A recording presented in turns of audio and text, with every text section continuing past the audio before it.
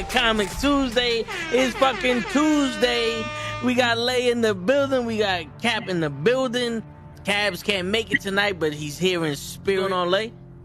My man, just chilling, brother, chilling. What's up, Cap? How you doing? Doing pretty good. Is that and the father goes shamefully? That's my son. And the other guy goes shamefully. Orion goes, that's my father. Choose fear and hate to run your life. Something you can't do. That was wrong with me from the beginning. I was doing it that way. I was gonna go down that path. I worried. You thought it was Grayson? Sorry, got hurt. Like, not him. Not him. Crack his brain for somebody, anybody that can help, and remembers. Freeze. The media. No, Randall Savage. Randall Savage. With his knowledge and all other shit and his capacity to learn. Absolutely. This is the only vegan I'll ever eat is grilled chicken wings, because that's like vegan to me. You know what I'm saying? Because the chicken wings are supposed to be fried, but you grill the chicken wings and you put it in some sauce and give it some blue cheese. Is vegan. That's vegan. Like regular moo cow fuck milk. Put it in some Honey Nut Cheerios. Vegan, because Honey Nut Cheerios is good for your heart. You know what I'm saying? Can I steal the question from Cabs? I got it right. I would also like to steal. I would also like to steal. I would also like to steal. You're too late. Wow. I stay loose, I stay hype, I stay loose, I stay hype, I stay loose, I stay hype. I could do this all night, cause I do what I like. Yeah, I do what I like, yeah, I do what I like. Sipping goose, sip is right, and I go with the flow. Yeah, I go with the flow, yeah, I go with the flow. Cause I know I'm the show. In the zone, here I go. In the zone, here I go. In the zone, here I go. Yeah, they know I'm a pro.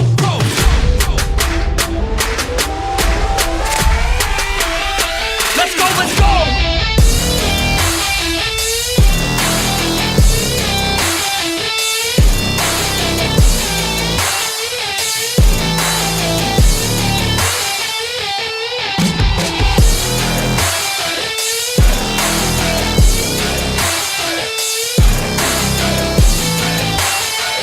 Yeah! Let's go! Here I go, I get lit, I get hyped for this shit! That's right.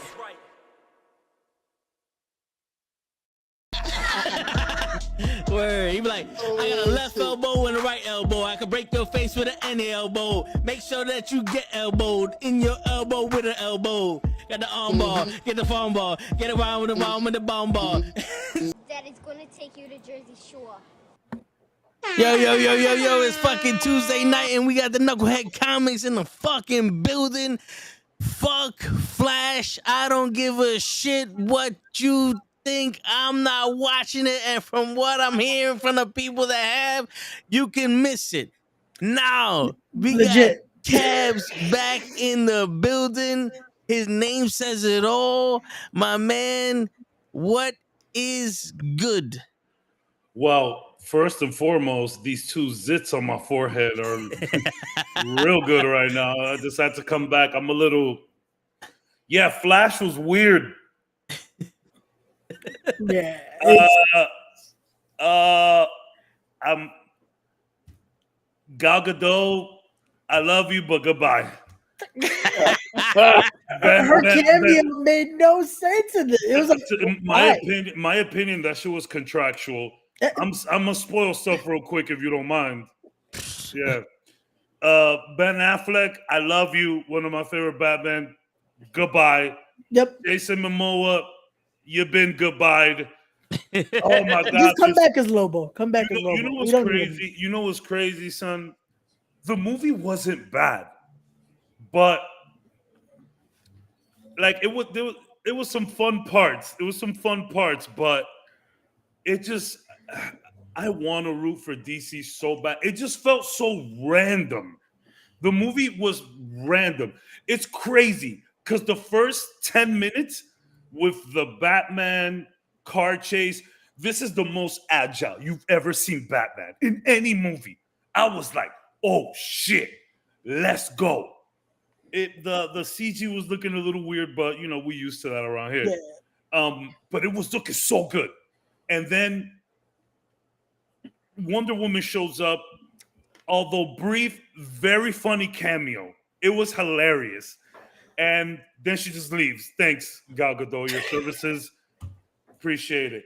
And then from that point on, that movie just gets so weird. They did like this weird Quicksilver slow motion. The running toe, you would have thrown up in this one. I told the minute I saw it, I was like, yo, why is he swimming? Son, it looks like he's fucking swimming. I got my comic book movie buddy that always goes with me. When I saw this, I was like, I didn't know that you decided not to watch it. I didn't know at the time. And I was like, yo, Toe just got up out of the theater. Toe just walked out. Bro, they acknowledge how goofy it is in the movie, though. They acknowledge it. There's a point, and I'm spoiling, there's a point where current timeline Flash loses his abilities. And he tries to do and runs around. And he's running like this. And they're like making fun of it in the movie. They acknowledge that it's bad. So weird. But anyways, they have this like right after all of that cool Batman stuff. The first 10 minutes of this movie's gold. Then, wow. Then there's this weird like X-Men kind of like section and stuff. It was yo, Ty. Yo, don't be afraid to tell Taekwon to fuck off. No, I know. I tell him all the time, but that was crazy. I went to get the milk, Ty. I came back though. So yeah, it was like this weird Quicksilver overly done. Can we stop the Quicksilver slow motions? Bury that scene, bury that graphic, bury that whole thing. It's not cool anymore. It wasn't cool the second time when they did it in Days of Future Past, really. Oh, wait. Was it? Who knows? Age of Apocalypse. It wasn't funny the second time. It was cool the first time. Get over it. But this is weird thing with these babies, and the babies look weird. Yo, they put a baby in a microwave. That baby should be dead. Bro, so weird. You know what sucks about this? You know what sucks about this movie, though? Because... Bro, so there was let me explain it. Let me set the scene. So in this movie, Flash is essentially the Justice League's like janitor. That's what he calls himself. And most of the shit that he's cleaning up is Batman's mess. So Batman is doing some shit. Some building is collapsing. The infirmary up top is like nothing but newborn babies. So the building is collapsing. The babies all fall out the window, and Flash is doing the Quicksilver thing where he's like moving stuff in slow motion and saving all of them. And the CG looks horrendous. The babies look weird as hell. You could tell they're dolls at this point. Like they didn't even try to make it look like babies. One of the babies, he puts it in a microwave to like save it and keep it out of harm's way. It was ridiculous. I'm talking about the first 5 to 7 minutes of this movie was great. From the baby on, it was weird. You know what's really weird about this movie? That Ezra Miller actually did a good job. That's what I hated about this movie. He did a good job. You don't want to root for them because it's like we want them out of the fucking DCU. Yeah, they did a great job seeing both of them and the two different Flashes, and it's kind of like with this alternate timeline Flash who's kind of more goofy than regular Barry Allen. So you see Barry Allen kind of take the father role. It worked. And Barry Allen was funny. It was actually funny. And it's like, if none of that crap ever happened, well, here's my biggest disappointment, my biggest takeaway of this movie. If it wasn't for all the Ezra stuff that happened, we wouldn't have to spoil so much of the movie to get people hyped with the Michael Keaton thing. And the Michael Keaton didn't feel as good as we all wanted it to. I'm going to be honest. Yeah, it was kind great. of a letdown. It was great. I wouldn't call it a letdown. It's just that we knew it was going to happen. So like, if they could have saved this, right? So how this comes to be, right? And I'm sorry for taking so much time. Nigga, we take always the first hour to just bullshit. Yeah. So he creates this, Barry Allen, Flash creates this world with no metahumans. Although there is a metahuman, just so happens to be locked up somewhere in Russia. Yeah. But new timeline Barry is a goof, and he has some roommates that he's living with. and they have a really, it's kind of like a funny scene, and they're like, I'm this, I'm that, I'm this, I'm that, something like that. And one of the roommates goes, I'm Batman. And Ezra goes, what did you say? Flash, Barry Allen's like, what'd you say? She's like, I'm Batman. He's like, oh, snap, you guys got a Batman in this universe? She's like, yeah, of course we do. So, like, if we didn't know it was going to be Michael Keaton, everyone's heads would have been racing there. Yo, is it going to be Christian Bale?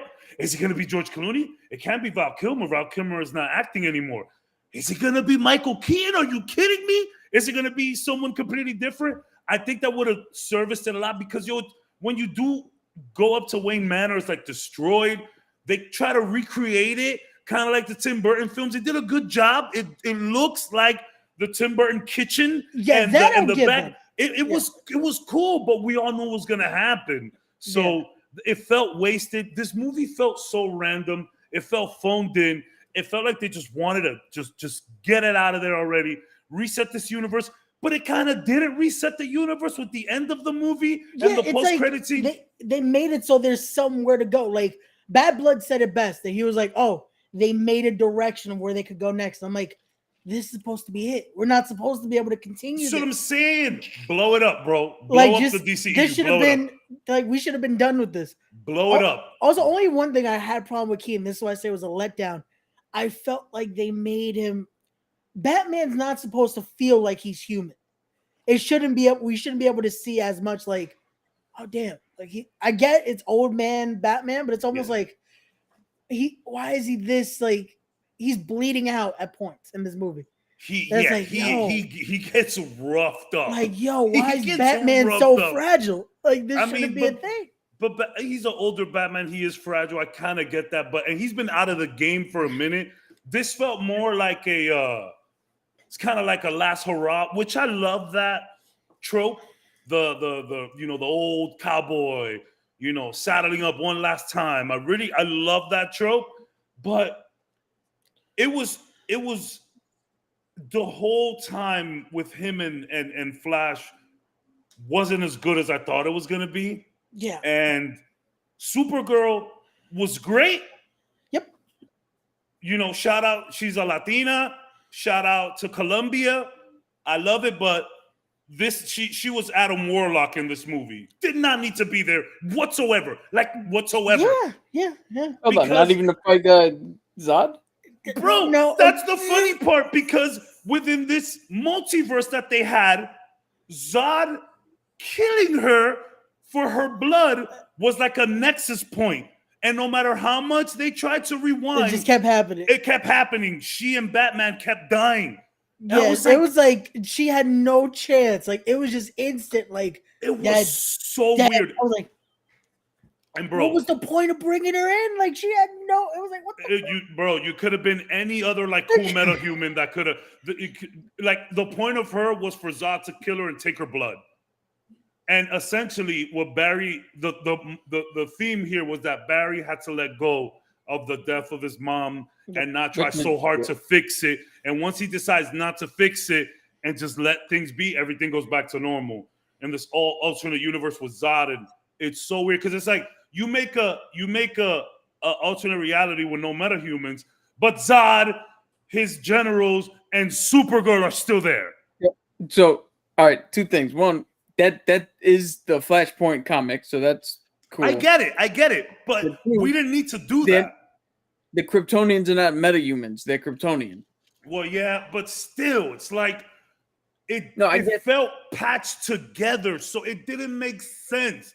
Yeah. Like to me at least, and it didn't make sense. And the last thing I would say is their representation of the multiverse.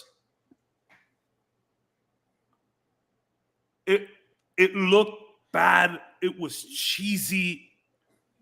Bringing back those cameos of the Superman did nothing to me. Did nothing.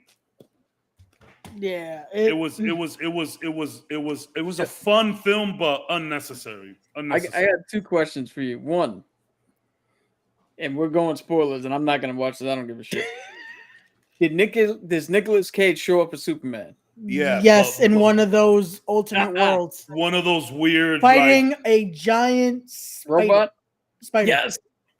That was the movie plan they had. Yeah, Yeah. yeah. That was what the movie was. You know what sucks though? Can I tell you what sucks and why those cameos piss me off? Because this was basically like Arrowverse Flash. They took a lot from Arrowverse Flash here, and I didn't see a shout out to that Barry Allen at all. Yeah, I was like, how do you show everything else but that one? Like, Yeah, Like Ezra Miller's Flash was in the Arrowverse yeah. Flash. No mention to that Barry Allen whatsoever. And I'm like, we're gonna put Nick Cage in here. We're gonna put Christopher Reeves in here. No mention to that Flash at all. And apparently George Clooney shows up. Yep. So this when Flash made everything okay again, the one thing he didn't make okay was the Batman that they used. So the car pulls up, and I thought it was going to be Bale, but no, they chose George Clooney for this weird cameo. Everything felt stitched together. There's a lot of elements that they took from other movies. So the reason my name is James Gunn Take the Wheel, James Gunn Take the Wheel, is because when James did Guardians, it was so different from what we've seen from the MCU at that point. So I hope he keeps that same energy with the DCEU. Make it your own thing. Don't look at anything else. Just do what you know what to do. Have fun with these characters. Give them time to build. And let's have a good time. Just to destroy the DCEU. I wanted this movie to be good. You guys know me. I tell you all the time. I want to root for DC, but things got really weird like years ago. Like, honestly, Wonder Woman 1, Suicide Squad, and maybe Man of Steel, and I'm done with everything else. Yeah. Here's my second question. So my boy saw it, and he said that their explanation of the multiverse was better than Marvel's explanation of the multiverse, but he couldn't explain why. So let me tell you why. Keaton's Batman explanation of the multiverse was easier to follow, so maybe it's better. So he explained it with spaghetti strings, right? I know that sounds weird, but basically he took like stiff spaghetti and put it all together like this, right? And it's just constant time flowing.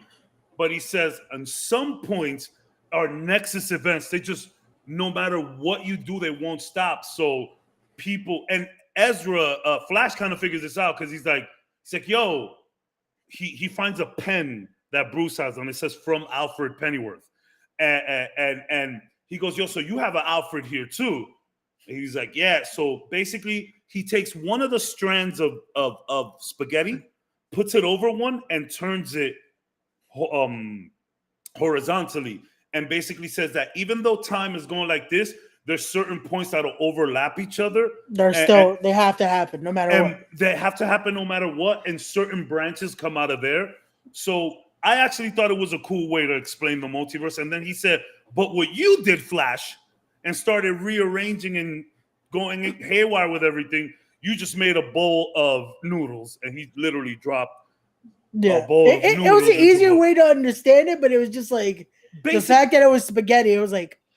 Basically, he just said that the multiverse is linear time streams going forward, and there's nexus points that bring everything together. Like some things are meant to happen.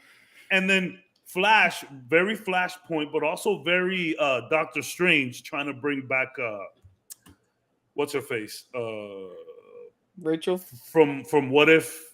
I think yeah. So pretty much doing the same thing. Oh, that's the actress. Flash is stuck in this, like a future self of Flash is like stuck in this like multiverse representation, and he's just trying to do everything he can and like bring his mom back, and like he's like really messed up at the time. It really was a cool way to. I like the spaghetti analogy, or at least the one where he like makes it horizontal. So there's always going to be nexus points. There's unstoppable moments that just always going to happen. I thought that was pretty cool. That to me was the best because it gave that theme. It's like, okay, so no matter what, this is gonna have to happen. Yeah, like yeah, it yeah. already told us how this movie was gonna go in a sense.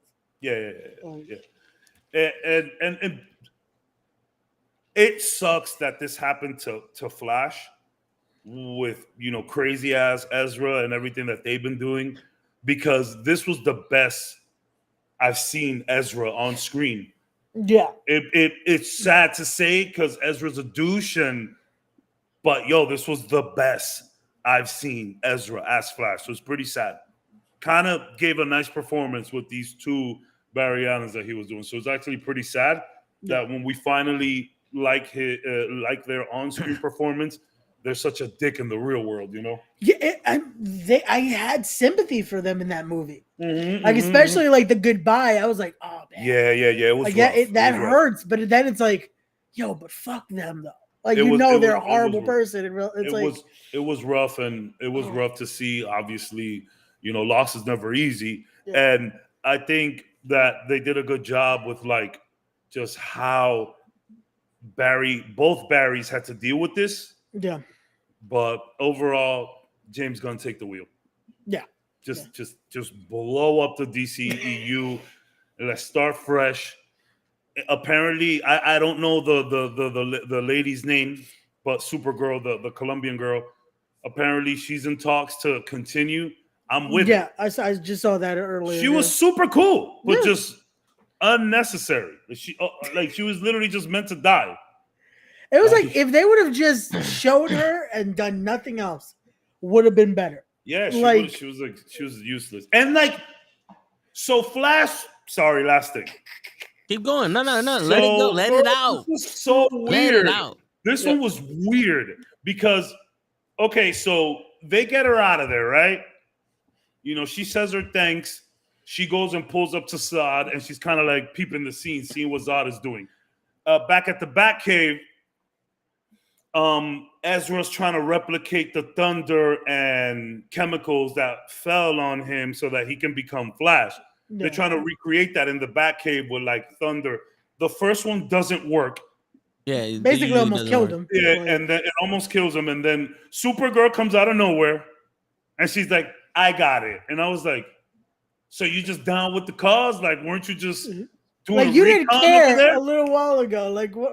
You weren't just doing recon?" And I get it; these guys saved your life, but you have something to do. You were just doing recon over there. You were just peeping Zod and the generals, what they're doing. And all of a sudden, she's down with the team. It was the weirdest Justice League you'll ever see in your life. The movie felt stitched together. You can tell that there's a lot of parts they took in, maybe added later. It just, again, decent 6.57. It was actually funnier than I thought it was, than I thought it would be. If you want to be a dick and get away with like a 5, you can do that. 5 out of 10. I'm gonna give it a 6.5. I'll give it a 6. I want the Ben Affleck Batman motorcycle chase scene was so cool. Yeah, the way he was jumping, you never seen Batman. It was like Spider-Man out there, bro. It was cool. It was cool. And then the little scene with Gal Gadot at the end, at that end of that scene was cool. But then everything else is. It's like we could have had that Batman for the rest of it. But the way when he's having that combo after, it's like, yo, what happened to Ben Affleck? So so I was like, bro, we can't get Batman, Michael Keaton, and Batman Ben Affleck to just interact for a bit. Yo, after the multiverse stuff begins to happen, we don't see Ben Affleck again. Nope. So it's like, imagine, I would have loved that, just like in when old Batman shows up in those cartoons, that young Bruce and him meet, and Terry McGinnis is right there. This was in Batman Beyond. It would have been like, still alive, huh? That would have been so cool. Between two Batman, why did we get that? What's crazy is the trailer makes you think you're gonna get something like that. Yeah. And it's like, nope.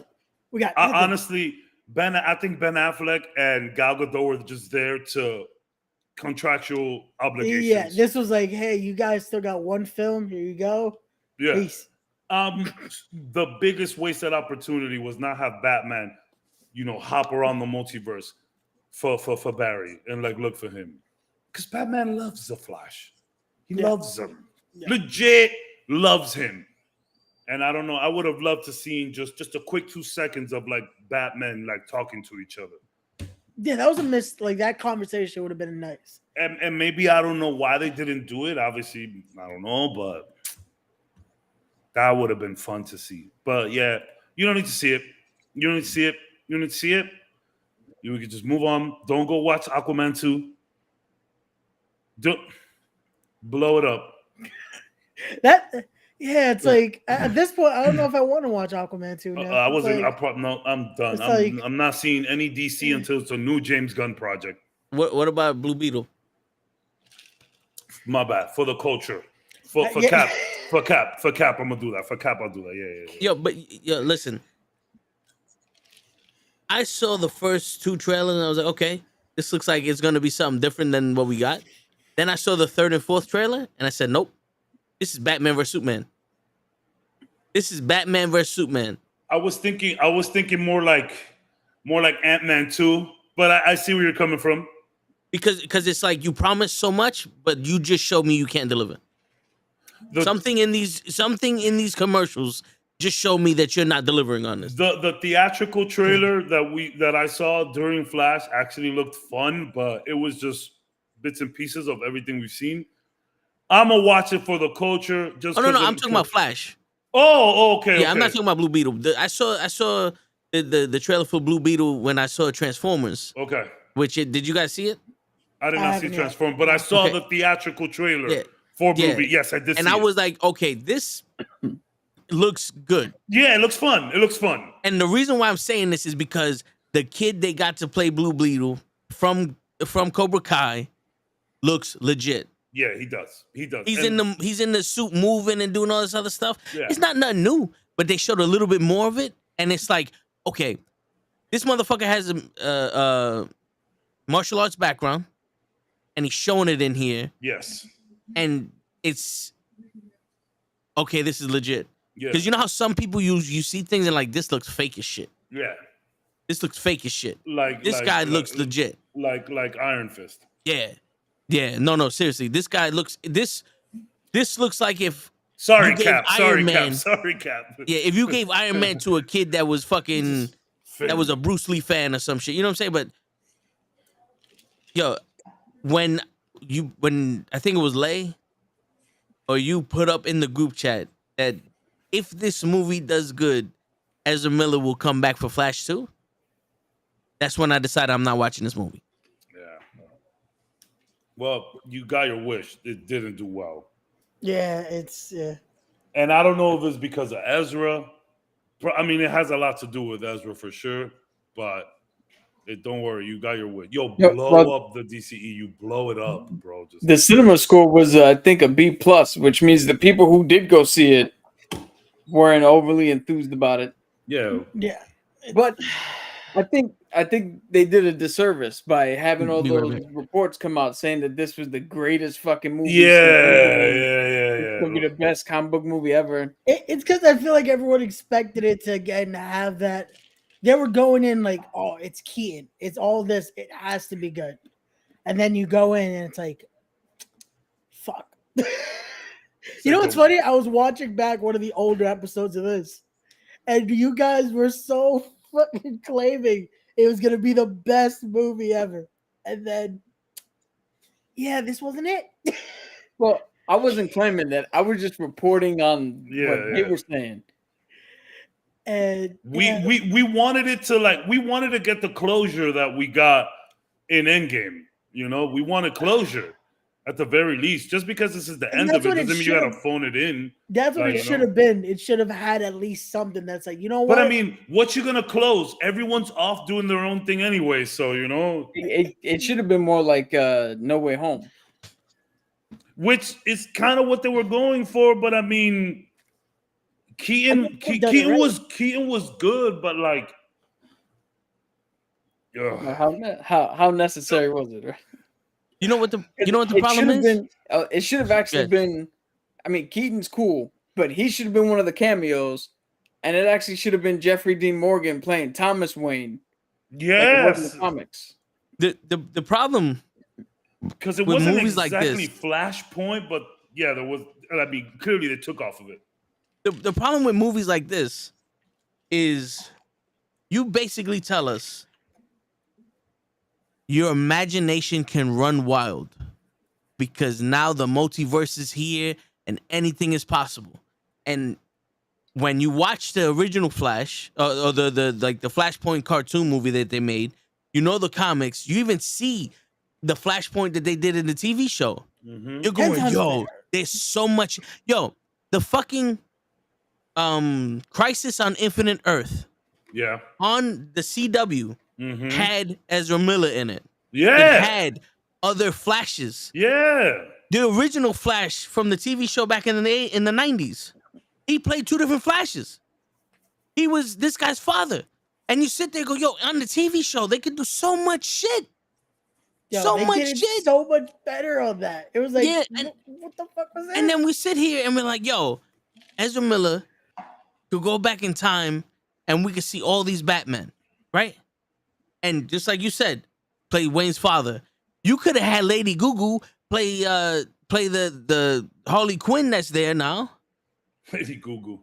You know what I'm saying? Like you could have had her play the Harley Quinn that Thomas Wayne's fighting. You know what I'm saying? You could have did so much shit with everything. And it's not out of the realm of possibilities. Like you had Keaton there. You couldn't have, like you said, Batman Beyond. Like, yo, throw it all in there. Throw it all in there. You would have gotten an extra 0.5 in a rating if I could have had Ben Affleck interact with Michael Keaton. I would have loved to see that. Like, you're still around there, old guy. Bro, And it's that would just have Ben bumped it up Affleck. to a Yeah. 7.5 for me. Ben Affleck, like, man, is this what we turned out to be? And Michael Keaton, like, no, this is what I turned out to be. Like, don't you know? Like all I So- needed was that nice monologue there. Like you know that what? would've been it. You know what's funny about that comment? They're both old Batman. Yeah. Because Ben Affleck is old. Hilarious. Ben Affleck is old Batman. Michael Keaton is old Batman. But to Ty's question, here's the real question: why is Flashpoint becoming the default Flash storyline? I think this is just went with Flashpoint to try and reset everything that was happening here.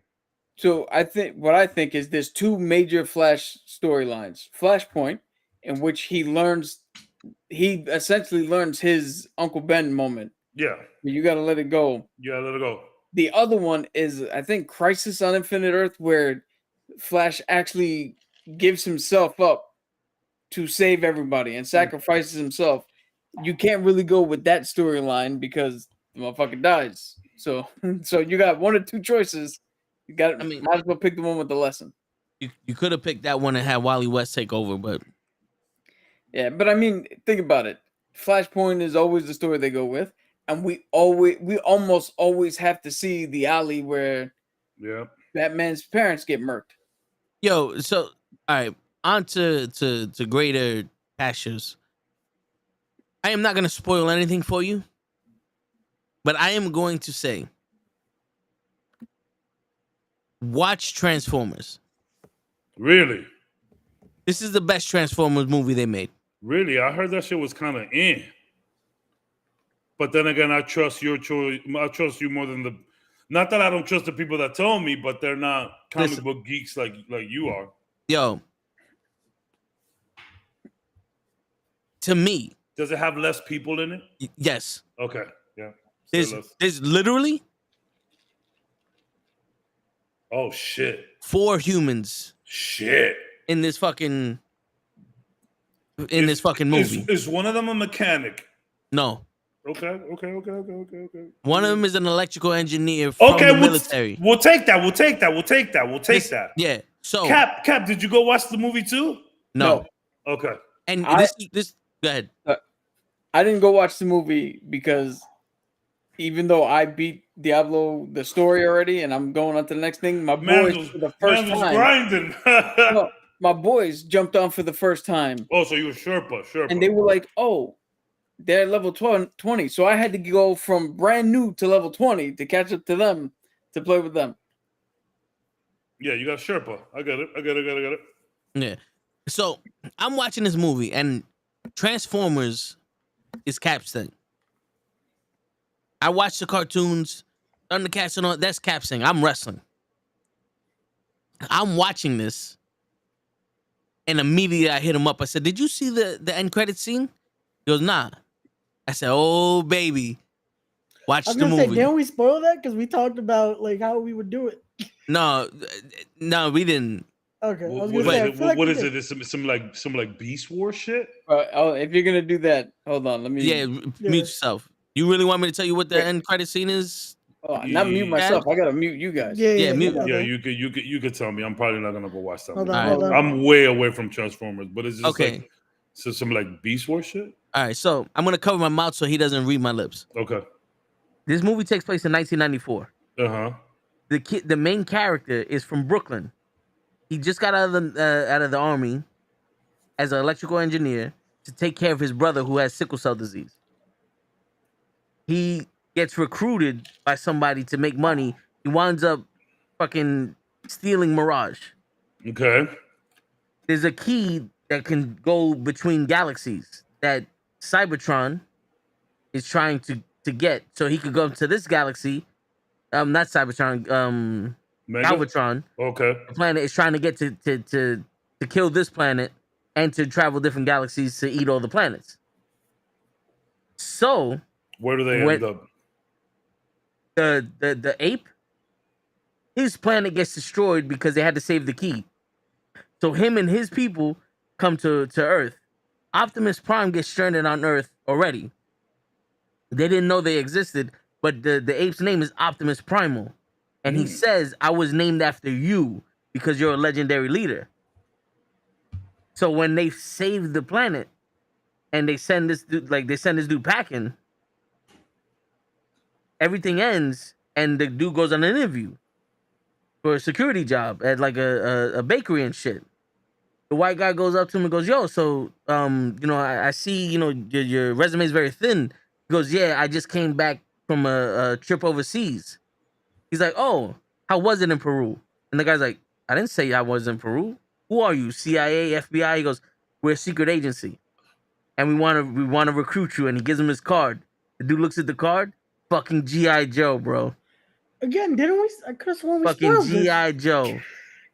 I feel like we spoiled this on an episode. We did, but I didn't This is say the Cap. confirming it. So Cap doesn't. Yeah. Okay. Yeah.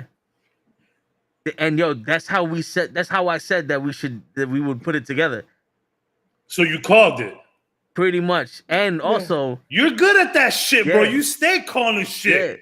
yeah. Yo, also, the kid, it's a fucking mech suit from Mirage. Because Mirage sacrifices himself and he goes, bro, I need you to take the wheel. And parts of him goes off and goes onto the kid, and the kid got a fucking Transformer suit on. And he's help fighting. Damn, maybe I should have watched it. Watch this fucking movie, bro. Now I You wanna know, watch you this. know. I'm gonna flick stir. I'm gonna flick stir it. Yeah. Even though I just told you the bits of it, Yeah, it's yeah, funny. Yo, yeah. It's funny. It's all right. It's funny. It's action packed.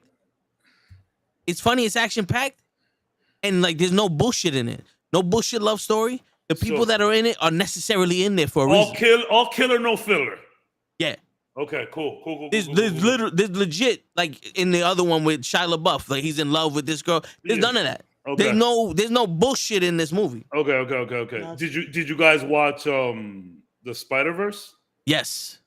I haven't watched it yet. Yo, you want to see a multiverse? You want to see a multiverse done well? Yeah. Watch that fucking movie because Yeah. there's some spoilers in that shit too. That was like, oh, wait a minute, okay. Yeah, because like I didn't want to go watch it because we had like other things happening and I don't have every weekend to do this, so I'm trying to like catch it on Flickster. But the version they got on Flickster looks bad. It looks bad. Yeah, I'm telling you now.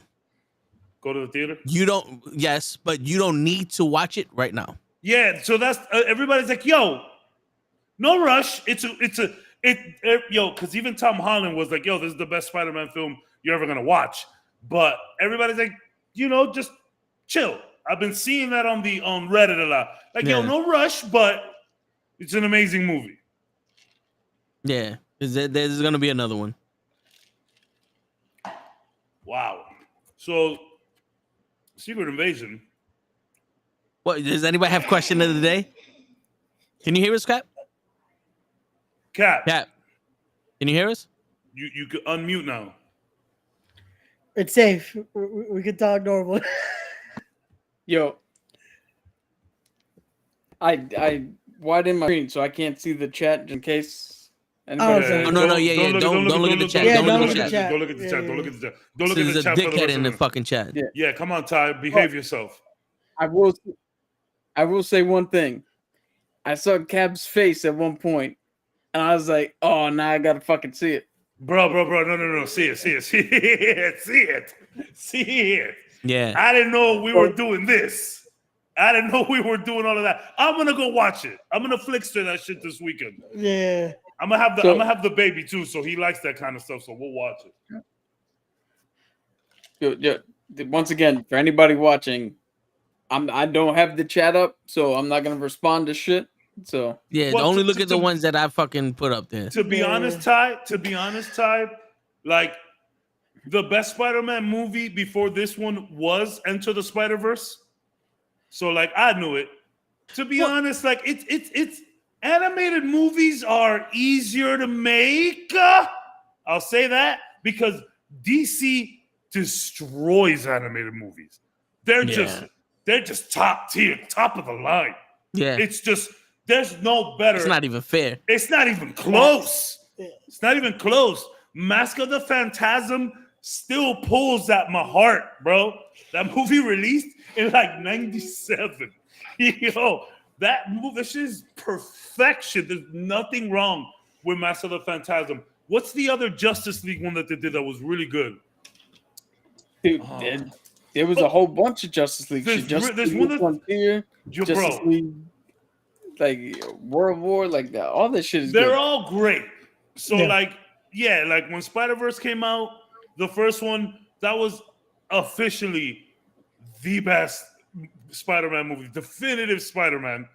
And now they're talking about like trying to bring Miles to real life and the crazy shit is, well, in this movie there's a little way they could do it, but the crazy shit is the way that they use Spider-Man in this movie. Like the where they show how he does, like his athletics Crisis and all on that Two other Earths, shit. Yeah. Like the where they show his athletics, him going through the cars and all that stuff. Like I'm watching, like, oh shit, this shit is dope. Yeah. It's hard to do that with live action because they could barely make a script. Yeah. Sadly. So why is that? Why can you write a better script for cartoons?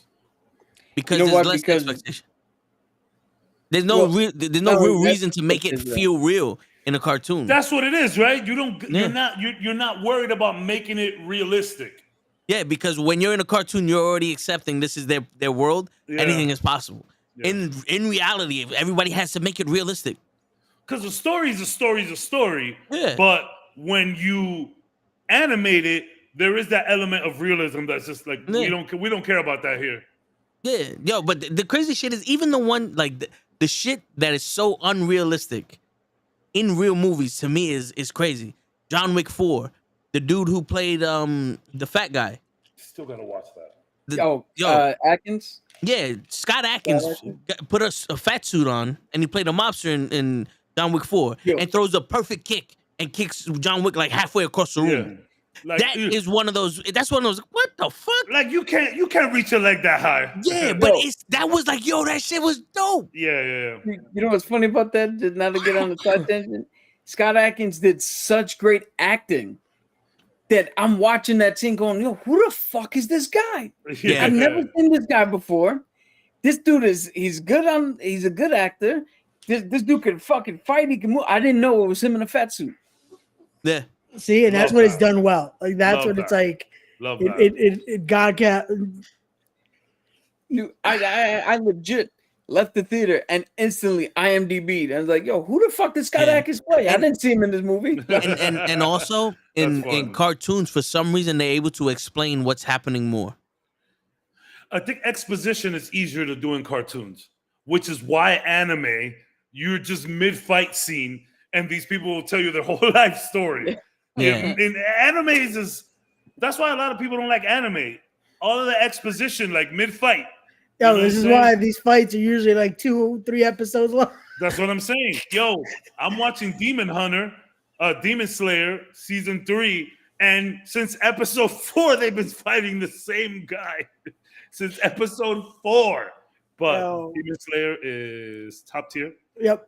Even though this season's a little, it's not as good as the last, but it's still incredible. I haven't watched the hour-long finale, which I am doing next weekend.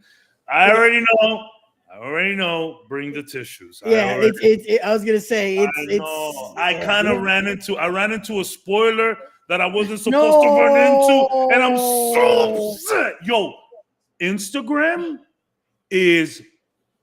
I've never seen something spoiled so much like Demon Slayer season 4. It's everywhere, and maybe now it's because Instagram is so algorithm based. Yeah. So it's once you one thing of it, that's it. You're fucked. That's how it was with me and Spider-Man with TikTok. Yeah. I watched one preview for it, and it spoiled the fuck out of it for me. I was like, nope, never again. If you guys do algorithm is fucked. If you guys do watch Demon Slayer, muy chido. Kid is cold blooded. I'm looking for a new anime, so I might start that one. Demon Slayer is. Let me see if it's on. I'm gonna check right now to see if it's on Funimation. It's on Netflix, the first 2 seasons, but I think it's on Crunchyroll. It's on Crunchyroll. Yo, I might have to switch from Funimation to Crunchyroll. Yes. But the only thing is the navigating that website. It's is not as smooth as Funimation. I have a website that has all anime on it. I'll text it to Toad. I got you. Yeah. And it's a pretty good site. You don't have to like click a million times and go through hella ads. It's really good. Yeah.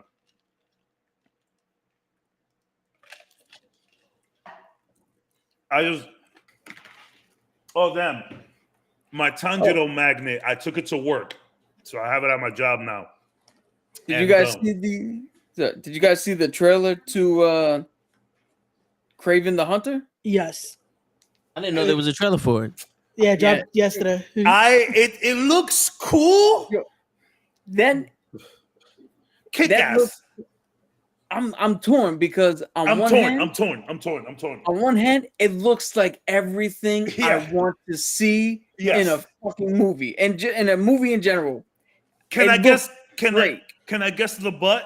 The butt is Sony Marvel. Yeah. So you gotta be worried. You gotta be worried. Yeah. Dude, my biggest worry. See, this is the thing, right? I'm not gonna go too much into it because Toe hasn't seen it. I mean, I know we've been spoiling a whole bunch of shit, and I was gonna say we just spoiled the whole spoiler cast. But the action is great, amazing. Yeah, it does. Looks cool. But then the guy who has an accent in real life has done an accent for Quicksilver, did his accent for the Bullet Train, no accent to play the Russian. I was gonna say, does the lack of accent bother you guys? Because it bothered the shit out of me. I was like, everything else is fine. Has it. Considering his dad has the accent too. Yeah. Which I won't tell you who the dad is. I don't know if you know who the dad is, Toe, but on the dad. Yeah, it was really it's good a choice nice on the dad. Good choice on the dad. Everything else was great. Like the action in it, it's like I'm hyped to see it. But I was like, yo, what's Kick-Ass's name? I forget his name. Aaron Taylor Johnson. Love him. Love him to pieces. That man was made to be in comic book shit. Mm-hmm. I mean, the accent is if you were raised over there, it should be. Kraven is fucking. He is accent heavy Russian. Yeah. So, fuck that. Yo, I worked in the airport for 8 months with nothing but Haitians and Jamaicans, and I can put on the accent whenever the fuck I want. Damn, that's a really good Jamaican accent, though, bro. Yeah, man, I've been doing it my whole life, but I got real good when I was in the airport because this is all I heard. Bro! Nah, man. Yo, seriously. You think that I put it on? No, I had to learn. I just started talking like this. Hiding that shit, bro. Now, when I get mad, it come out. We need that to be a whole episode of 5 Tips of the Day with Tom. For real. That's in the accent. For real. Son, that's really good. Yo, dude, it's just it comes and goes. Like when I get mad, it come out real. It Me come out real hard. surprised you do the accent so well. Yeah, man. Fuck, bro. Okay. Respect. Yo, Yo, son, there was I'm a point. shocked. That was good. That There really was a good. point where I remember this vividly. We went to Anthony's Pizza to get pizza, and I was like, "Yeah, let me get 3 slices." And the guy looked at me, and I'm like, "What's the problem?" And he's like, "Why are you talking like that?" I'm talking like what? Why you got your Jamaican accent on? I'm like, "Oh shit, I didn't even realize it." It was just that's how it was, man. It's really good, kid. Damn. The fuck this beef patty come from? It's just it keeps popping up every time Toad does it. That's so funny. That's No woman, no cry. That's so funny. I was shocked at how good that was. Oh, Dang. man, All great. right. Yeah. I got a lot of stuff to catch up on and watch. But nothing takes precedent.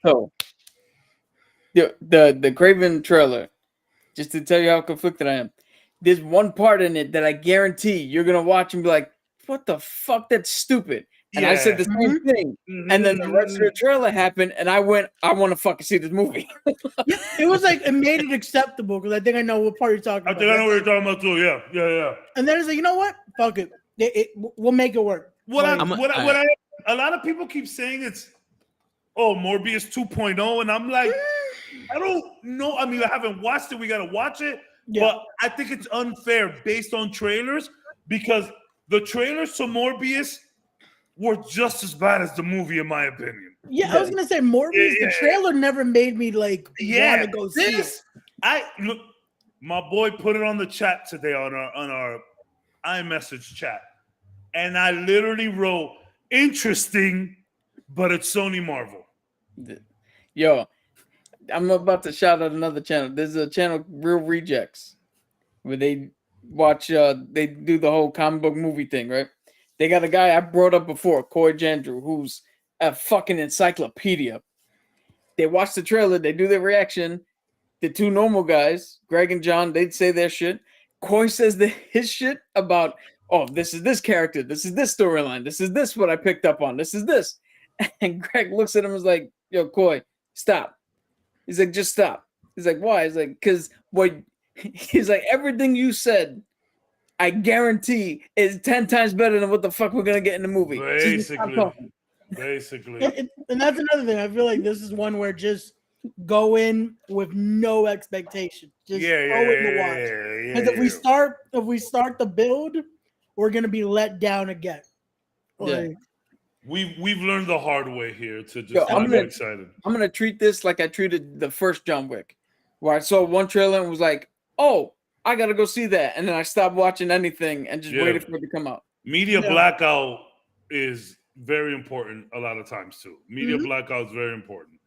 Just hide yourself from everything. Especially if it's an introduction movie to a character. Absolutely. Yeah. But Buddy Kick-Ass, love him. Dude was made to do comic book stuff. Yep. He fits roles well. He fits roles well. That's perfectly Except for said. one. There's one where he let down Godzilla. I didn't see that. His whole character was, "Hey, can you play a plank of wood?" He's like, "Yeah, I think I can do that." Yeah. Like they left all the acting to Elizabeth Olsen and Bryan Cranston and said, "Hey, we just need you to stand there." That one I feel like because even in Kick-Ass, I liked them very much. Yeah. And I never even. Don't get me wrong, Godzilla 2014 is a good movie. I like it, but oh my God, Ty. That's not even like. That's not true. He didn't have a hoodie.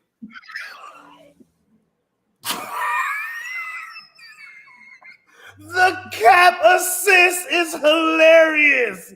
Fuck. The cap assist is brutal. That shit.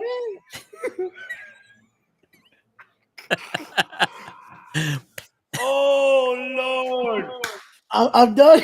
Secret Invasion starts tomorrow. That's right. Shout out Sam Jackson. Oh man, that was so good. That was actually very good. It's been a long time. We can talk about it. It's fine. Yeah, That's word. Happy Juneteenth, everybody. Oh man, yo, Ty, you see what you start? Yo, Ty, make your picture clearer because we need everyone watching this to know that you black, bro. Make your picture clearer. Like, put your face, just show everybody. We're not bad people here, y'all. We're not. We love everybody. But tomorrow starts Secret Invasion. I've been here. We don't have a question. Fuck it. We wasted. Well, oh my God, Ty. Yeah, I can't see it, but The hard R. Yeah, hard R. Okay. See, that's the thing. I'll never say that word. I'm not like that, but at least once a month, I like to throw a random joke in there like that. Yeah, of course. I call up Bleak every once in a while and just tell him some dumb shit. Yeah. Bleak, Bleak. These are the episodes we need Bleak present for. No, like yesterday we were talking, and I was like, he said, "Oh, he's off for Juneteenth," and I was like, "Yeah, well, I'm 6% Senegalese in West Africa, so this means just as much to me." Like, yo, I work sales. We don't acknowledge pretty much any holiday other than like Columbus Day, the big three, which Columbus Day, President's Day, and Veterans Day, and Christmas. but that's because you got to be there when everybody else wants to take the holiday. Exactly. Yeah. So, yo, I saw a meme that says, Were you off yesterday, or is your company a little racist?" That shit made me laugh. That was a funny fucking meme. It was a very funny meme. Hold on. Let me fix something real quick. I'll be right back. My mic is still on though. All right. So we don't have a question, but I do have the comic book storyline from Secret Invasion that we can go over if you want. We can do that.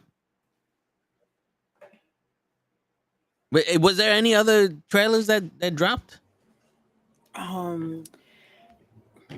Just that's the biggest one, and that one took me by surprise. Yeah, I didn't even know that one was dropping like this week. Yeah, because I didn't see any of the Venoms or the Morbius. Well, I was watching the bootleg of Venom, and I heard symbiote and turned it off. I was like, yeah, I'm good. Symbiote. Like, nah, I don't know whose man's is this, but they need to stop this shit. And there's a new trailer to the Netflix live action One Piece movie, but you don't know what that is. Yeah, I didn't want to watch the trailer. Anime. I want to go in just with no actual preview of it because I feel like it's gonna be bad. I watched the trailer with no sound, and I'm not a One Piece fan. I know a little bit of it, but I don't know the whole story. And without sound, I was like, "This is just this is the most random collection of images I've ever seen in my life. I don't know what the fuck's going on." But I was like, "Oh, I recognize that. I know what that is. But without the context." Fellas, I'm still here. I'm just gonna eat a sandwich right quick. Y'all know I hate eating on camera. Okay. Do you think? Yeah, I'm still here though, and I hear y'all perfect. All right. Yeah, so all right, so let's get into the Secret Wars. What's the storyline for Secret Invasion? What's the storyline in the comics? To be honest, real quick before we go, I have been hearing like not great things. Yeah, But to be honest, when I hear not good things from critics, that gets me excited. Yeah, that gets me excited too. That gets me excited. Yeah, because they don't know squat. Okay, go for it, Cap. Because to be honest, Secret Invasion, not my strong suit. So it's not an overly long thing, but it's pretty simple, yeah. Yeah. So this is the crux of it, right? There was a big bust in the comic book industry. All the sales were down. A bunch of shit was going on, and Marvel needed to prove that it could still put out a book that got everybody interested, got everybody reading, and was a good story. So they came up with Civil War. Civil War took place. They brought in the Sokovia Accords. A few years later, they needed a way to end the Sokovia Accords in the comics. And they could have just said fuck it and just never mentioned it again, but they actually thought better of it, and they came up with this storyline in which the Kree and Skrull War happened before Civil War. It was threatening the galaxy, and it came a little too close to Earth. So the Illuminati went up to go talk to the Kree, the Skrull. They went up to go talk to the Skrull, and they were like, yo, y'all do whatever the fuck you want to do out there, but you come near us again, and we're just going to fuck up both of you. Jeez. So the Skrull was like, really? They kidnapped the Illuminati, held them prisoner, and studied them all the way down to the molecular level. They eventually just let them go, and all the Illuminati thought this was weird as shit, but they went back and they started doing their own thing. It comes around that there's a princess who is like, yo, this planet that we're on is gonna be fucked really soon, and we need to leave. We need to find somewhere else. They laughed at her. Oh, here comes Galactus. Galactus comes in, destroys their planet. So now everybody who didn't believe her before now looked at her as like some godly fucking figure who foresaw a prophecy, and they follow her. They're looking for a new planet. Enter now Secret Invasion. We get a comic storyline where Elektra dies. But when she dies, she turns green, and it's revealed that she's a Skrull. So Jessica Jones, who's Spider-Woman, takes the body, walks up to Iron Man and is like, yo, what the fuck is this? Jessica Jones, the fucking investigator with the power, is Spider-Woman? No, sorry. I get them confused all the time. Jessica Drew is Spider-Woman. Okay. I was about to Jessica say. Jones is Jessica Drew. What I kind was of like, shit wait, we running there here? was a Jessica Jones. I Jessica get 'em Jones mixed is up a lot. Jessica Jones is who we're all desperately waiting to come back to the MCU in some form. Yeah. At least I am. Bring back Christian Ritter. She was fucking. She's incredible. Yeah. She brings body to Iron Man. And it's like, yo, we gotta lost fuck connection again. Am I good? Uh-oh. No, we still hear. Yeah, we still hear you. You seem good to us. Okay, so I'm good. All right, because I just got a notice on my thing. I think my shit's overheating. But so brings the body. It's like, yo, we gotta figure this out. So Iron Man's like, yo, what the fuck is this? We later find out that for years, the Skrull took everything they learned from the Illuminati, what they studied, and they copied and replaced motherfuckers in all facets of life, everywhere from superheroes to political people to just random people on the street. They infiltrated everything. So there was a big thing to do in the Savage Lands. And the fucking heroes go over there to the Savage Land because they're like, oh, an alien ship, Skrull ship crash landed. They're going over there to investigate. At this time, Tony Stark is the director of S.H.I.E.L.D. because right after Civil War. So he's the director of S.H.I.E.L.D. now. When they get to the Savage Land, Jarvis turns out he's a Skrull. He poisons and infects Iron Man's tech with this thing that it's a virus that infects everything that's connected to Iron Man. So S.H.I.E.L.D. is compromised. The Iron Man suit is locked. He can't move. There's a bio virus that's affecting Tony. He's 100% compromised. and the government is like, "Yo, we got to get Tony the fuck out of being Shield. He fucked everything up right now because they hacked him." On the island or in the Savage Land, when they get to the ship, who jumps out? The original fucking heroes. And they all look the same way they look from the time they were taken.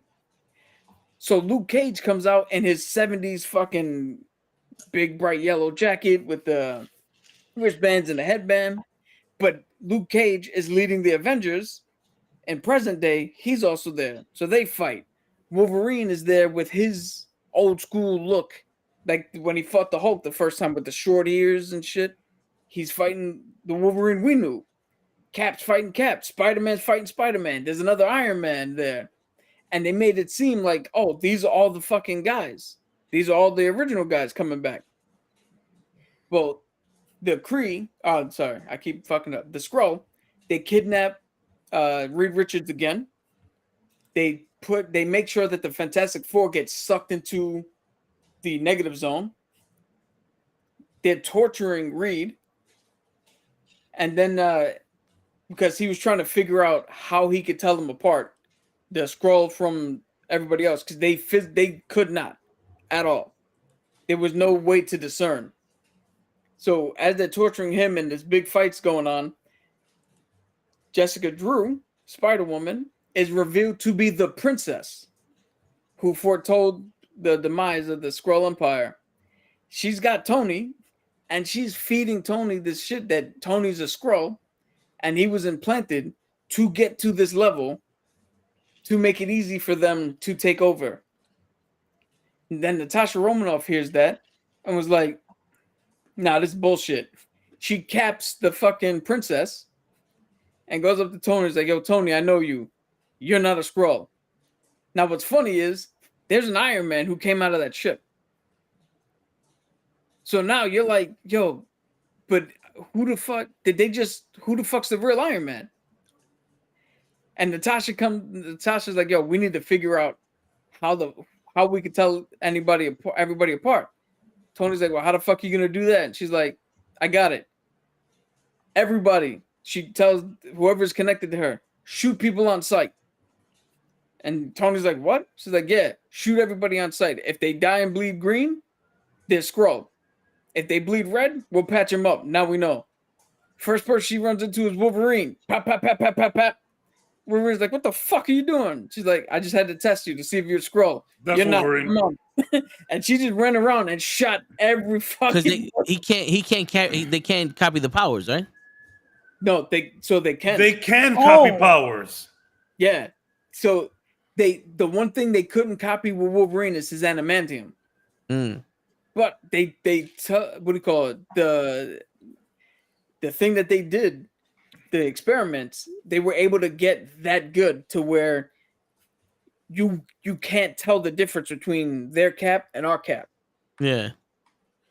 So they're able to copy everything. Even down to a molecular level, they're able to do that. But they still the memories, right? So this one didn't it didn't come up because people were already planted. So the people we thought they've been around for a while. They have these memories. Yeah, the people we thought we were watching were Skrulls the whole time. Yeah, and the other heroes, like I said, they got picked up from their time. So when they came back, they only knew from that point backwards, and none of the shit that we've read.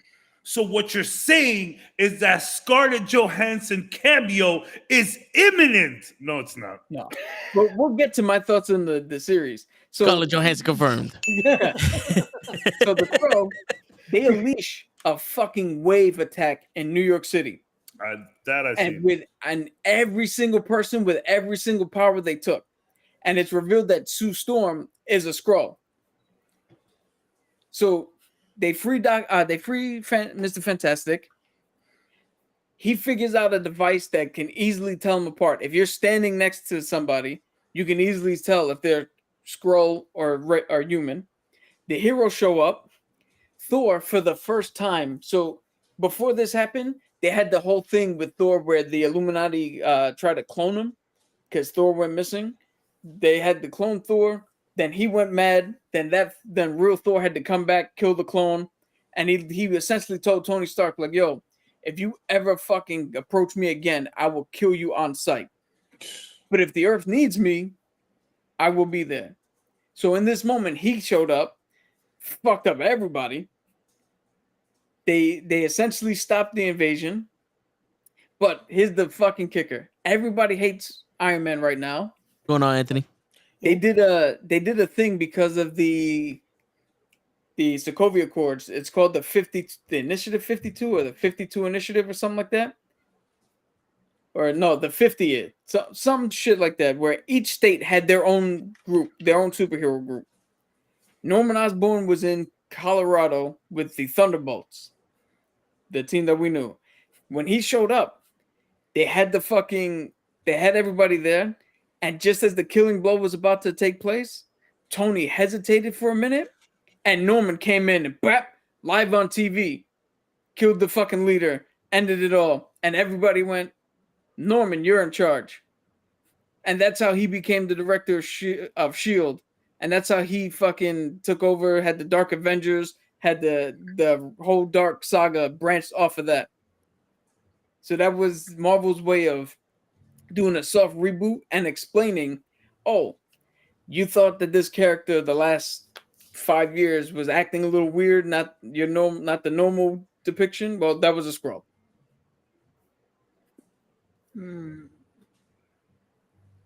Got a I know question. that's a little all over the place, but that's just comics in general. yeah. Question about Secret Invasion. In the comics, did Talos' daughter join the side of the Skrulls that were trying to take over Earth, or did she agree with her father?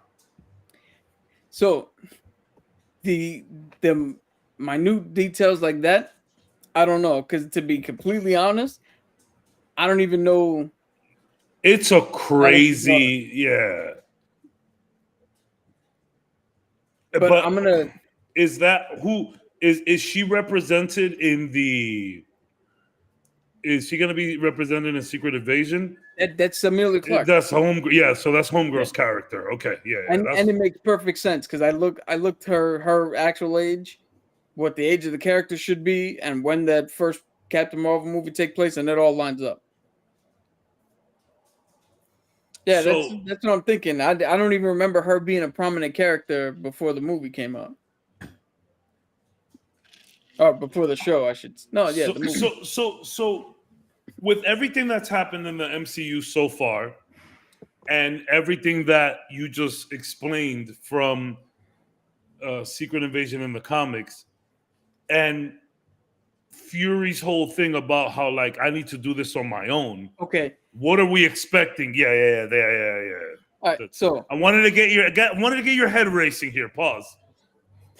So Fury in the comics, he was the first person to figure this out. Yeah. That I know. And he took his Holland in the comics is weird because he took a brand new group of Holland commandos and went around and tried to solve shit behind the scenes. I think that this Secret Invasion for the show is going to do what Civil War did in the movie, where Civil War is close to the comics in name only, but it really just goes off of what the movies did beforehand. Cool. Which why it makes it perfect because it didn't try to copy shit that never happened. Yeah. I think this one is less going to be about all your heroes are Skrulls, who's whatever, and more just the political. The Skrulls put people in place.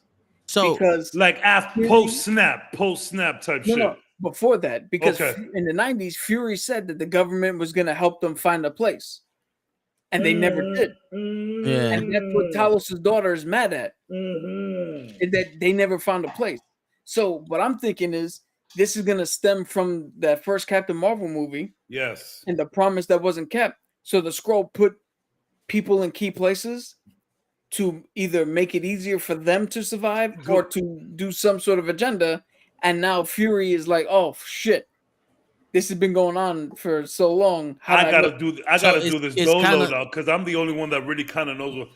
Yeah, I think you nailed it. I think there's no other way to do that. Really, it's kind of like a second coming of Hydra.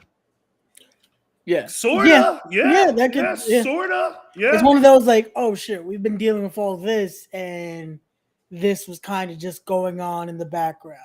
I love that kind of shit though. And I know that with the multiverse and this whole like kind of reverse narrative almost where it's like, oh, what you think you know, you don't really know. I kind of love that shit. Let's play the murder mystery here. Let's get the I think the theories galore. I think every episode is going to lead to a massive amount of theories. I think like moving forward, we might have to do a last episode of Secret Invasion. What do we think? Like, I really hope let's start like dissecting shit. And I mean, Fury does say that he needs to do this on his own, but I don't think that necessarily means we're not going to get any cool cameos or something like that. So I hope. Again, I really think the alone part is because he's for this storyline specifically, for what they do in the movies, he is the only one he knows he could trust. Yeah, I think that's what mostly it means. It's stemming from that. It's not even that's all we're gonna see. Like, it's he doesn't know he can trust. He's like, I don't know if one of these heroes that I've been fucking with the last 10 years is a Skrull now. So, dude, I can't wait because there's a scene that they showed from Comic-Con that I saw. I can't wait for that shit to play out. I'm not gonna say shit about it, but I can't wait for it to play out because when it does, the result that we didn't get to see, like they laid down the question, but the answer that we didn't get to see, I can't wait to see how they answer that. My theory of Secret Vision is that Talos playing Nick Fury in the whole show, and Fury's already in space, setting up he's played him before. If anyone knows how to walk around like Fury, it would be Talos. Yo, but that's the biggest question for me is what is Emilia Clarke gonna do? Yeah. Because she's mad at the fact that they never got her home, and then your father essentially is playing the guy who lied to you. Yeah. From her perspective, she was lied to. So that's why I'm excited about it, because I feel like for the first time in a long time in the MCU, it's like no one got the answers. Yeah. Like you could theorize all you want, and I'm hoping there's some like next level curveballs here, because obviously, Cap is a genius. Toe, whether he knows it or not, be fucking dunking these theories, bro. It's insane. Yo, what you did for Wakanda Forever was nuts. My man, based on a couple little trailers, was able to be like, yo, Okoye is either like in trouble and it was exactly that. Toe is just good at calling this shit. So it's like, it doesn't matter if you know what's going on or you don't. You could be comic book illiterate. No, what is the thing that I'm savvy? No, the opposite of illiterate. Literate. Well, that's not the word I was looking for, but yeah. Like you can know the comics. You can know the MCU. Comic book savvy. Yeah, can know you could have whatever branch of this whole comic world that you want. I still think there's gonna be surprises that people don't know. Because let me tell you, it's gotten to the point where New Rockstars and Screen Crush, these guys are just nailing everything at this point. They're calling shit blind now. They're literally reaching their hands blindly into a jar and just picking out whatever they think is gonna happen, and the shit be happening. And I know Eric Voss has some of the craziest like theories out there, but he be close. And I really hope that there's some shit that we just don't know. Obviously, the Rhodey thing seems obvious, but is it? Like, is that where we're gonna go? Like, I mean, so it's really fun, the guessing game that we're playing here. The one thing I will say that's guaranteed, that I will spoil here for everybody because I'm like that, Mephisto is definitely in it. Yeah, for anybody who's playing the home game who knows what that reference is. We're gonna be waiting a whole nother season. It's Mephisto, motherfucker. Yo, just check for hands in the mirror. Every mirror, check for a hand. We were supposed to get Mephisto back in Civil War, damn it, but they took a different route. No. Like all jokes aside, like I think the level of Like nothing feels that out of place or weird anymore. That was one of the things about the MCU, right? Like early MCU, where it's like there was still so much questions. We're so used to the way things are filmed. We're so Yeah. used to the way things are advertised to us that, like, in No Way Home, we saw Lizard getting hit by an invisible thing, and based off that, we're like, oh yeah, there's other Spider-Man there. Like, it's crazy that the internet got that. They were trying to hold that down so hard. Andrew Garfield straight up lied to everybody about it, and We gotta call him Peter. Because everybody knows, well, not everybody knows, but St. Peter's the guy who denied Jesus, denied knowing Jesus 3 times. yo, son, And Andrew Garfield was like, yo, I don't know Spider what? I don't know him. it's funny. He's like, yo, I didn't even get a call. I'm like, oh yeah, but everybody's like, well, you got an email. Like, yo, everyone was going nuts. And it's crazy because even though we didn't know, the surprise still felt oddly fresh. Because even going up into the movie, we all knew, but we didn't, but it wasn't confirmed. Yeah. So It was almost like, will they not do it? Like, are we gonna? yo, it was 2/3 into the movie, and I'm like, yo, they're not gonna do it. And then literally 2 minutes later, we get the, and I'm like, oh, there it goes. Yo, So it's interesting to see what they're gonna do, and I want to know who they're gonna bring in. And it's funny, regards to that, we all know my thoughts on the Spider-Man No Way Home movie. yeah. So I will say, one of the best, most emotional payoffs ever is watching Garfield catch MJ. Yeah, 100%, 1,000,000%. That was that perfect. Just like, there we go. And now that we go back, there's videos of Tom Holland mistakenly spoiling that. Have y'all seen that? No. No.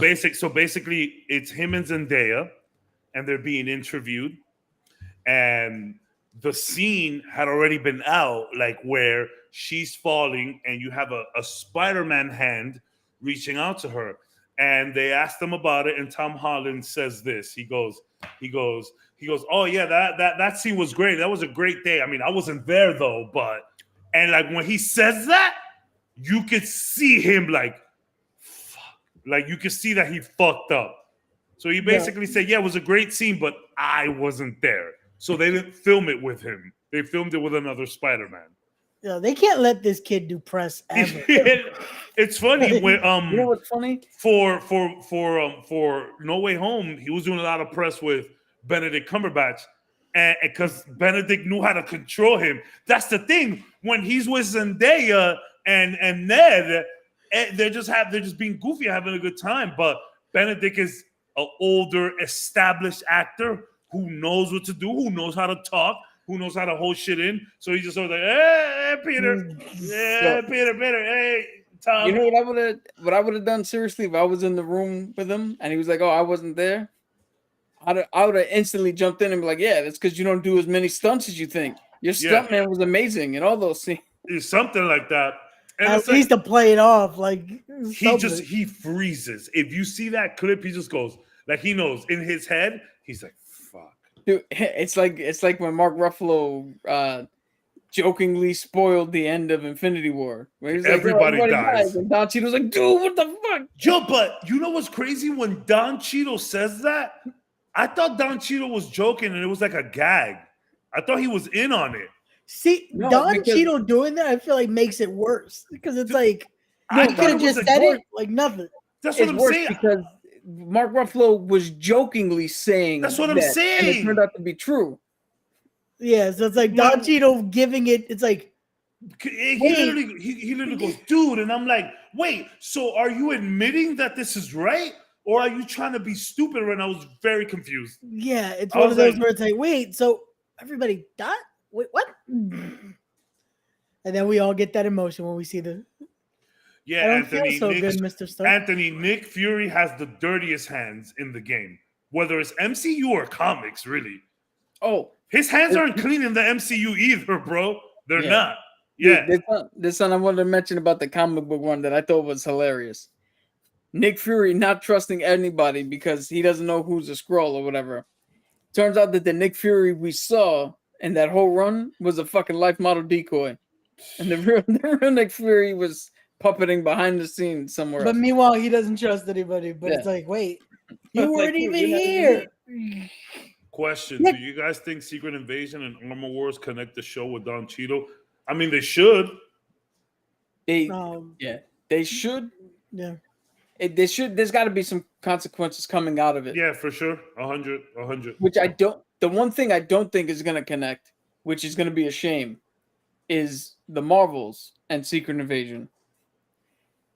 Because remember, the Marvels was supposed to come out, was supposed to have been out already. Yeah, they switched dates with Quantum, was it? No, Quantum. It was exactly where it was supposed to be. They just pushed back the Marvels to November. To give it more time to actually come together as a movie. So the Marvels was supposed to have already been out. So I don't think there's gonna be that much tying in. Yeah. Because why would you tie into something that happened before you? Which now it's one of those things. Imagine the post credit connects it. That's like, well, we already know that because we just saw the show. Yeah, it's gonna be fucking weird. Yeah. I mean, it's funny because I went on a rampage of clearing out subscriptions, but I gotta get my Disney Plus subscription back. Yeah, it's I'm not. I need to get that show back tomorrow. You just suggested that we do episode by episode breakdowns. You don't even have a way to watch it. Oh, I'm gonna get it. I'm gonna download it again tonight. Yeah. Yeah. He's like, don't you worry about a thing. I'm gonna watch it. There hadn't been nothing on Disney Plus. There was only so much fucking Spider-Man cartoons that I could watch, which are fantastic. I don't care what anybody tells me. Definitive Spider-Man is Spider-Man the Animated Series. Shocker! When they did to the ends of the earth. when they did the multiverse with what is it? Superior Spider-Man, I think, with the navy blue and gray. That episode was incredible. This was great. I love that shit. And they would always introduce the episode with the X-Men. Punisher was in there. Morbius was in there. Blade was in there. Everybody. That is definitive Spider-Man to me. When people tell me that Tobey Maguire is a good Peter Parker, I'm like, no, he's not. Watch that cartoon. Watch that cartoon. He's so fucking suave. My man always had ladies around. Never got nervous when ladies came around. Super cool. That Peter was perfection, and his voice was. But that's not the real fucking Peter Parker. That's canon for me. It's canon for me. I don't care what anybody says. No, but even in the comics, he was suave. No, by the time you got to him, yes. Yeah, not the original. I mean, yeah, I'm not that old, but fuck. Yeah, by the time we got to Spider-Man, he was already established. He was super suave, bro. Super suave. Nah, but to me, that's canon. The same with the animated series of Batman is canon. So do you like Garfield more because he was more aligned with the cartoon Spider-Man? I mean, so remember, even before these discussions got cool, remember? We did this shit early. Yeah. We did it early. And we established that Garfield is clearly the best Spider-Man. Now, his rendition of Peter was a little too cool. Emo. It was emo and maybe a little too cool. But his Spider-Man was in perfection. But I mean, I don't think any of them are like really that suave and cool when it comes to the ladies. Except Garfield. Yeah, Garfield is the best Spider-Man. Tom Holland is literally playing a high schooler. Yeah. That's the youngest. The youngest of the. I mean, they're all high schoolers. They're all playing high schooler. Well, it's just that Toby looks super old. Was 80 going on. 102. You know, but and Garfield wasn't that young himself. He was 35 years old playing a fucking high school student. Whereas Tom Holland, then he looked somewhat younger. Toby was just like Tom Holland was 21 years old when he did this shit. He looked like a high school kid. Yeah. He literally went to a real deal New York high school, Bronx Science, to like you know, getting gear, method No. acting for real. So I'll tell you one thing though. If they ever gave Garfunkel the Venom suit, I think he would be perfect as Spider-Man in Venom suit. Mm. Yeah. Yeah, he could play it well. He would definitely. None of this. Yeah. No. That was horrific. Yeah, that was I rewatched that and I Yo, was like, I saw the craziest list of Spider-Man movie ratings. They had Spider-Man 3 over Homecoming. Homecoming was number 10. Out of 1 to 10, Homecoming was 10. Amazing Spider-Man 2 was 9, and Spider-Man 3 was 8. Yo, nah. This person's 16 years old. Okay, I was gonna say he hasn't even seen the Tobey Maguire Spider-Man. Homecoming is not perfect by any means, but yo, I'll listen to your arguments about that being your favorite Spider-Man movie out of the Tom trilogy. I can hear an argument about that. Because that movie was... Sorry, that was a good movie. Hey, Spider-Man, do a flip. No, in Secret in Civil War when he's fighting Falcon and Winter Soldier? yes, when he's fighting them, he's like, "You got a metal arm? That's so dope!" Like, that's to me, I was like, "That's how Spider-Man would have been as a kid." Yeah. I always picture picture Daredevil just not cursing.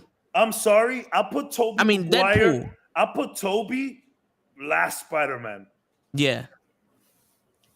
Garfield, Holland, Tobey.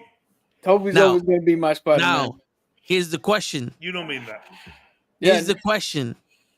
Yo, coming out The of nowhere, villains. he was still number 1 for me. Yeah. The villains. Doc Ock, I think, takes the cake. Oh, million percent. I'm sorry. Michael Keaton's portrayal of the Vulture was fucking just based on that scene in the fucking car alone. Yeah. He was like, hey, I know who you are, Spider-Man. And he scared the shit out of top tier. But I mean, fucking, what is it? James Molina? Alfred Molina. Alfred. Yeah, man. Fuck.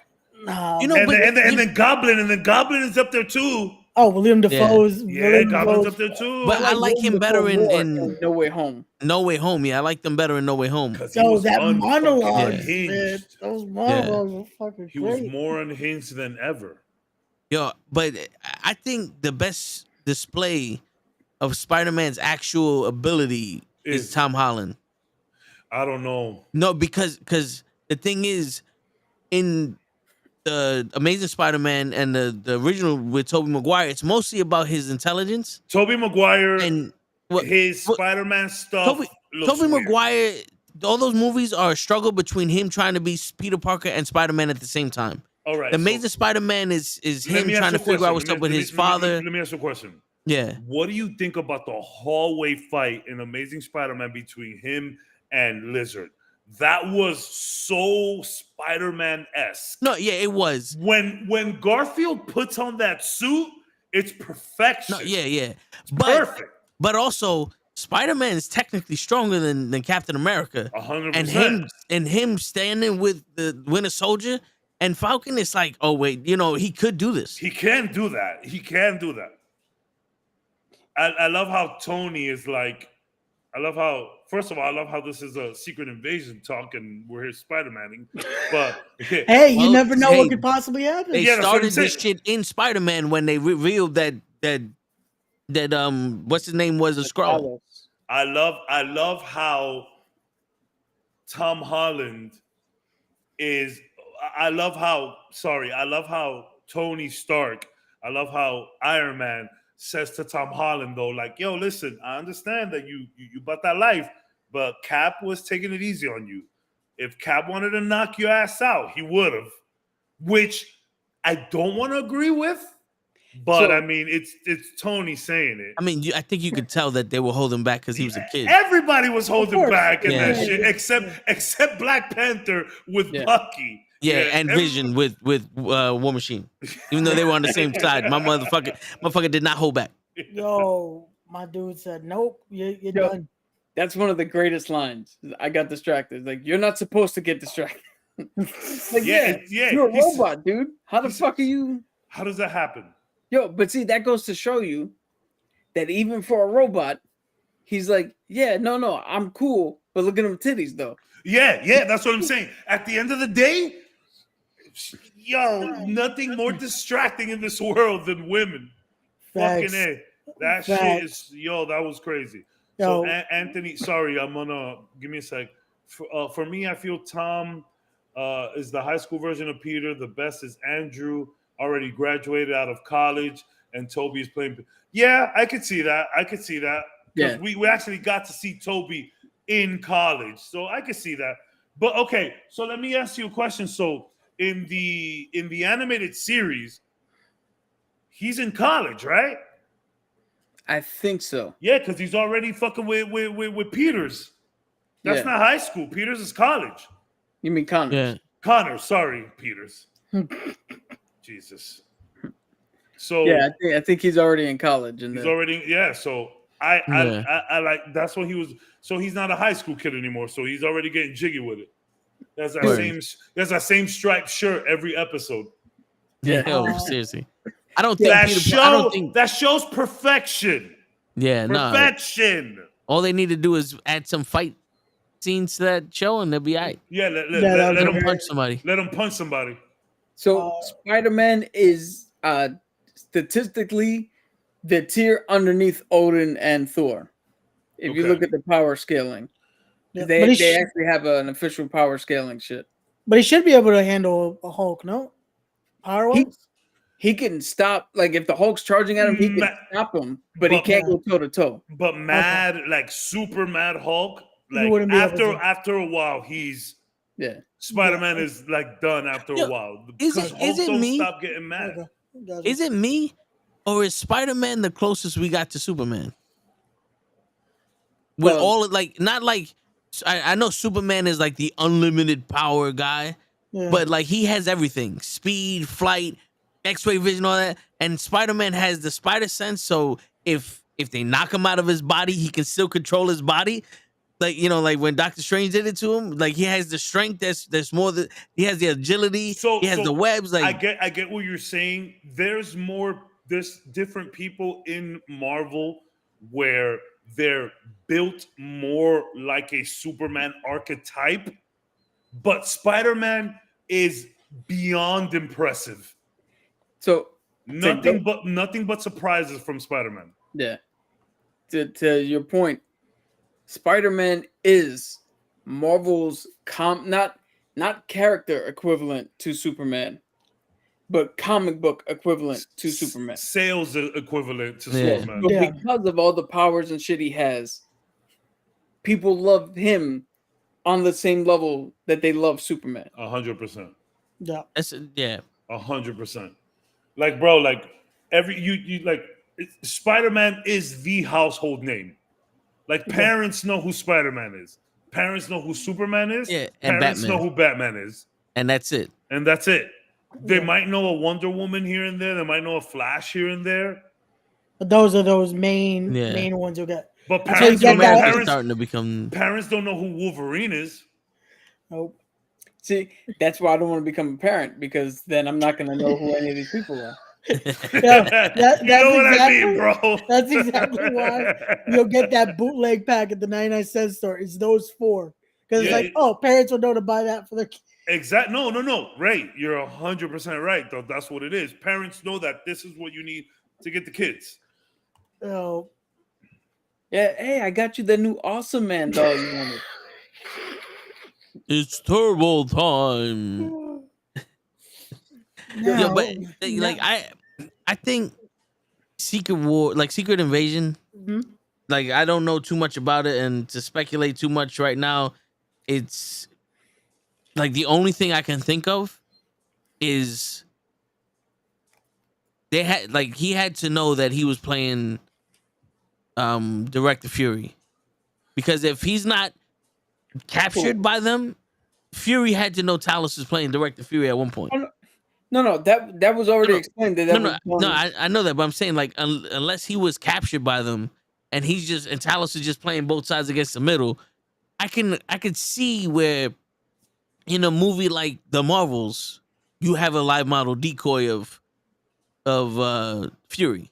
or that's Talos.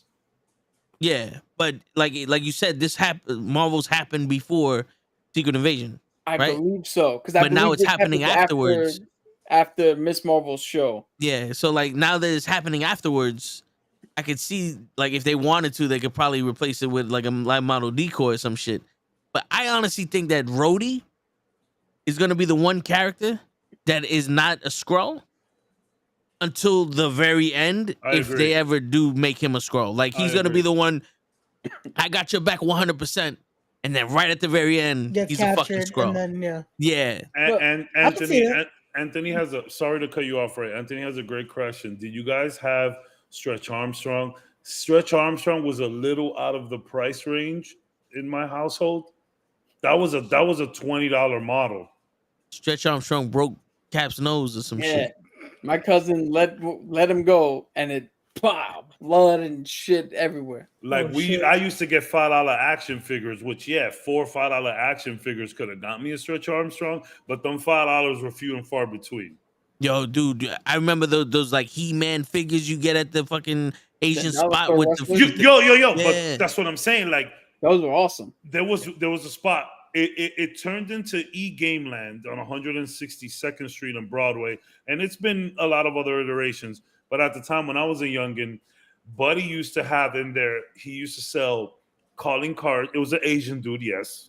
You saw like calling cards like DR and, international, South America, all that stuff. And he had like luggage as well. It was like he sold maletas. He sold like luggage. But he had a whole wall of just X-Men action figures. And I've said this on here before. You'd go in and he'd greet you with these words. You'd open the door. He goes, "We have Spider-Man and X-Man." And bro, my mom went in there one time. I didn't know that this place existed. My mom went in there one time. I went in there with her. She was getting a calling card. And I looked at the wall. It was a whole wall of just action figures. And I was like, you guys have seen that movie Boondock Saints? Yeah. You seen when they open the door to their like little like gun stash? That's what happened to me when I walked in there. I said, what is all of this? And my comic book prowess at that point was basically just cartoons, a comic book here and there, but mostly comic book cards. So I knew who these people were from the cards. And I was like, "Mom, can we get one?" She was like, "Not today." We went to buy a calling card a week later, and she was like, "You can have one." He used to sell the action figures for $5 a pop. And I saw Cyclops, Wolverine. These people were never available. They were always gone immediately. So there was a lot of like X-Force, X-Factor. It was these kind of guys laying around. Yeah, we had those. Yeah, and I got a long shot. Oh, yeah. God. Yo, not to cut you off. These are the best wrestling figures if you actually want to do catch cam wrestling and do holds and wrestling moves and all that shit. But I deadass got a long shot just because he looked cool, and I grabbed the box and it said his power's luck. I hadn't even seen this person before, and it said long shot. He had his arms were like, and like you could put a knife in one and like he flick it. Bro, I played with that toy for so much. And then my next figure after that was Kane. Y'all remember Kane with the fan on his arm? Yeah. Oh my God, yo, man, you just made me bubbly inside thinking about that shit. We used to have the G.I. Joes. Yeah. I don't know who this fucking character was, but it was a yellow ninja. And no matter how many times I got him, every time I opened the package, he would break apart. Like literally open up and all of his limbs and everything would fall apart. And at one point I said, "Fuck it." I put them back together and I duct taped them. I had a duct tape full G.I. Joe with a yellow fucking mask. My favorite fucking toy I played with. Favorite fucking toy. And that was from the 99-cent store. Yeah, they used to. He kind of looked like Shocker a bit. Yes. Jinx. Yeah.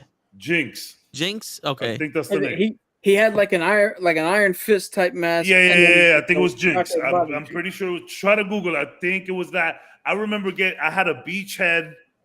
I had who was the communications guy? Radio. I think it was that simple. Beachhead radio. I had a Cobra Commander. Yeah, we had almost all of them. I had a Sergeant Slaughter. I was gonna say Slaughter. Did Marvel Comics ever do an Avengers crossover with G.I. Joe? Not that I know of. No, I think so far the only IP they had. I think they might have had G.I. Joe for a little bit in the early 80s, 90s. They had Transformers for a little bit. They have Star Wars now. Godzilla's the big one where the Avengers actually fought Godzilla. And Conan. Conan the Barbarian also was an Avenger for a little bit. Oh wow. Yeah, I feel like everyone got the Godzilla IP because everyone's fought Godzilla by now in a comic. I mean, shit, why the fuck not? This is okay. So I think I know who you got. No, I was wrong. It's not Jinx. Yeah, Jinx is a red female. The girl, right? No, really? Yeah, Jinx I think is the girl. I got it here though. I'm googling it. It's TJ Bang. Yeah, this is the Jinx. This is Jinx. That's Jinx? No way. Yeah. What did you say his name was? TJ Bang? TJ Bang. I'm googling it right now. He looks like Iron Fist. It's literally TJ Bang. TJ Bang. It's a weird name. Watch it be like, oh, it's Chabang, not TJ. Yeah, probably, but it's spelled this guy. Oh man, I got the thing in the back. Yeah, TJ Bang. Yes. Yeah. Every time I open this nigga up, the thing opened and his arms and legs fell apart, and I had to fucking duct tape them together. Son, this was my favorite. Looks like it should break apart. Like that's how flimsy it looks. Yeah, man, but this was my favorite fucking figure. Not this new shit. I don't know why they made him fucking transsexual. But this one. Oh man. Yeah, this one, the old school. The Iron Fist vibes are real as fuck there. Yeah, yo, man. That figure looks so perfect to put him in a figure fed too, though. Have him as a luchador. I had the beachhead up until a little while ago. I don't know where I put it. I lost my beachhead, and I had that beachhead up until like at least 5 years ago. Yo, this was my guy. The Eco Flint. Oh. Yo, Flint is my favorite G.I. Joe character, and that's the guy I would use because I had another Flint. That's the guy I would use to represent myself. Yeah, Beachhead was me. Beachhead all day. I love this like baklava, his ski mask. Yeah, I love Beachhead. Yo, I remember Street Fighter had a line of G.I. Joe style action figures. They used to sell them in the. They used to sell them in the Woolworth and 170th. You see where the McDonald's is in 170th? Yeah. You see around the corner they have that bank. Yeah. That bank, I think it's a Citibank. That used to be a Woolworth, and in there, I think that bank now is a T-Mobile. Oh shit! Really? Is that the one across the street from the McDonald's? From the Wingstop, across the street from the Wingstop. So you see the McDonald's. The McDonald's is here. It's on the same block. You just go around. They keep going down in front of the Wingstop. So the Wingstop is here. The bank is here. Attached to the Rite Aid. Where the Rite? Yes. Okay. That's still a bank. Yeah, that's still a bank. Yeah. That was Woolworth, and they used to have the lanyards in there. That's where I got my first inline skates. And they used to have, that was the only place with the Street Fighter G.I. Joes, and they were disgustingly overpriced. Yeah. $19.99. Yeah. Just because they were Street Fighter. My mom said, hell no, I ain't buying you this shit. They were like, yo, the other ones cost like $3. Why am I going to pay $20 for this? My mom is Street Fighter. I don't give a fuck what it is. Name brand back in the day was we used to. Oh. I remember having the Blanca and the Ken Ninja haunted my dreams, bro. I wanted that shit so bad. God, we was broke. God, we was broke.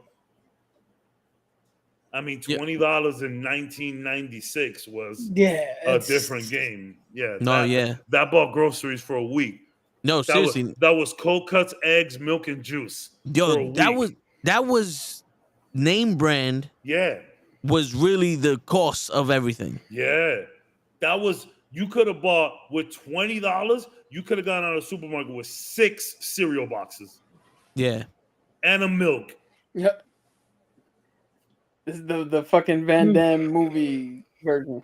Those I was never a fan of. One of my favorite line of action models like that, some toys, was the Legends of Batman. The Samurai Legends of Batman haunted my dreams. They were so expensive, bro. Ronin Warriors was also pretty expensive. Some of them action figures was expensive as fuck, bro. Yo, bro, this is why I was always wrestling. Dude, it was always you get one thing. Yeah. And I would look, just be like, oh, what's this? That's cool. All right, let's go to the rest of the figures. Who they got? And one Toys R Us had actual a variety. Yeah. And then this other one was this 17 fucking Mankind's. It's like, I have Mankind. And you look at the back, it's like, yo, what happened to the rest of these fucking people in this in this series? Yo, I used to hate that because you would find that it's like maybe they'll have 2. And that's it. It's like, yeah. And then one of my boys worked for Toys R Us, and I was like, yo, bro, who does the ordering? Because y'all stupid. He's like, what are you talking about? I was like, why do you order the same fucking figure? He's like, no, that's the only one that doesn't sell. I said, no. Buy more of the ones that sell. Obviously, no one buys this shit. There's 17 of them. Who wants it? I don't want it. I want the ones that are here. Can I tell you one of the times I went into the Spider-Man and X-Men store. I was like, Mom, it's time. I'm gonna need those $5 for a figure.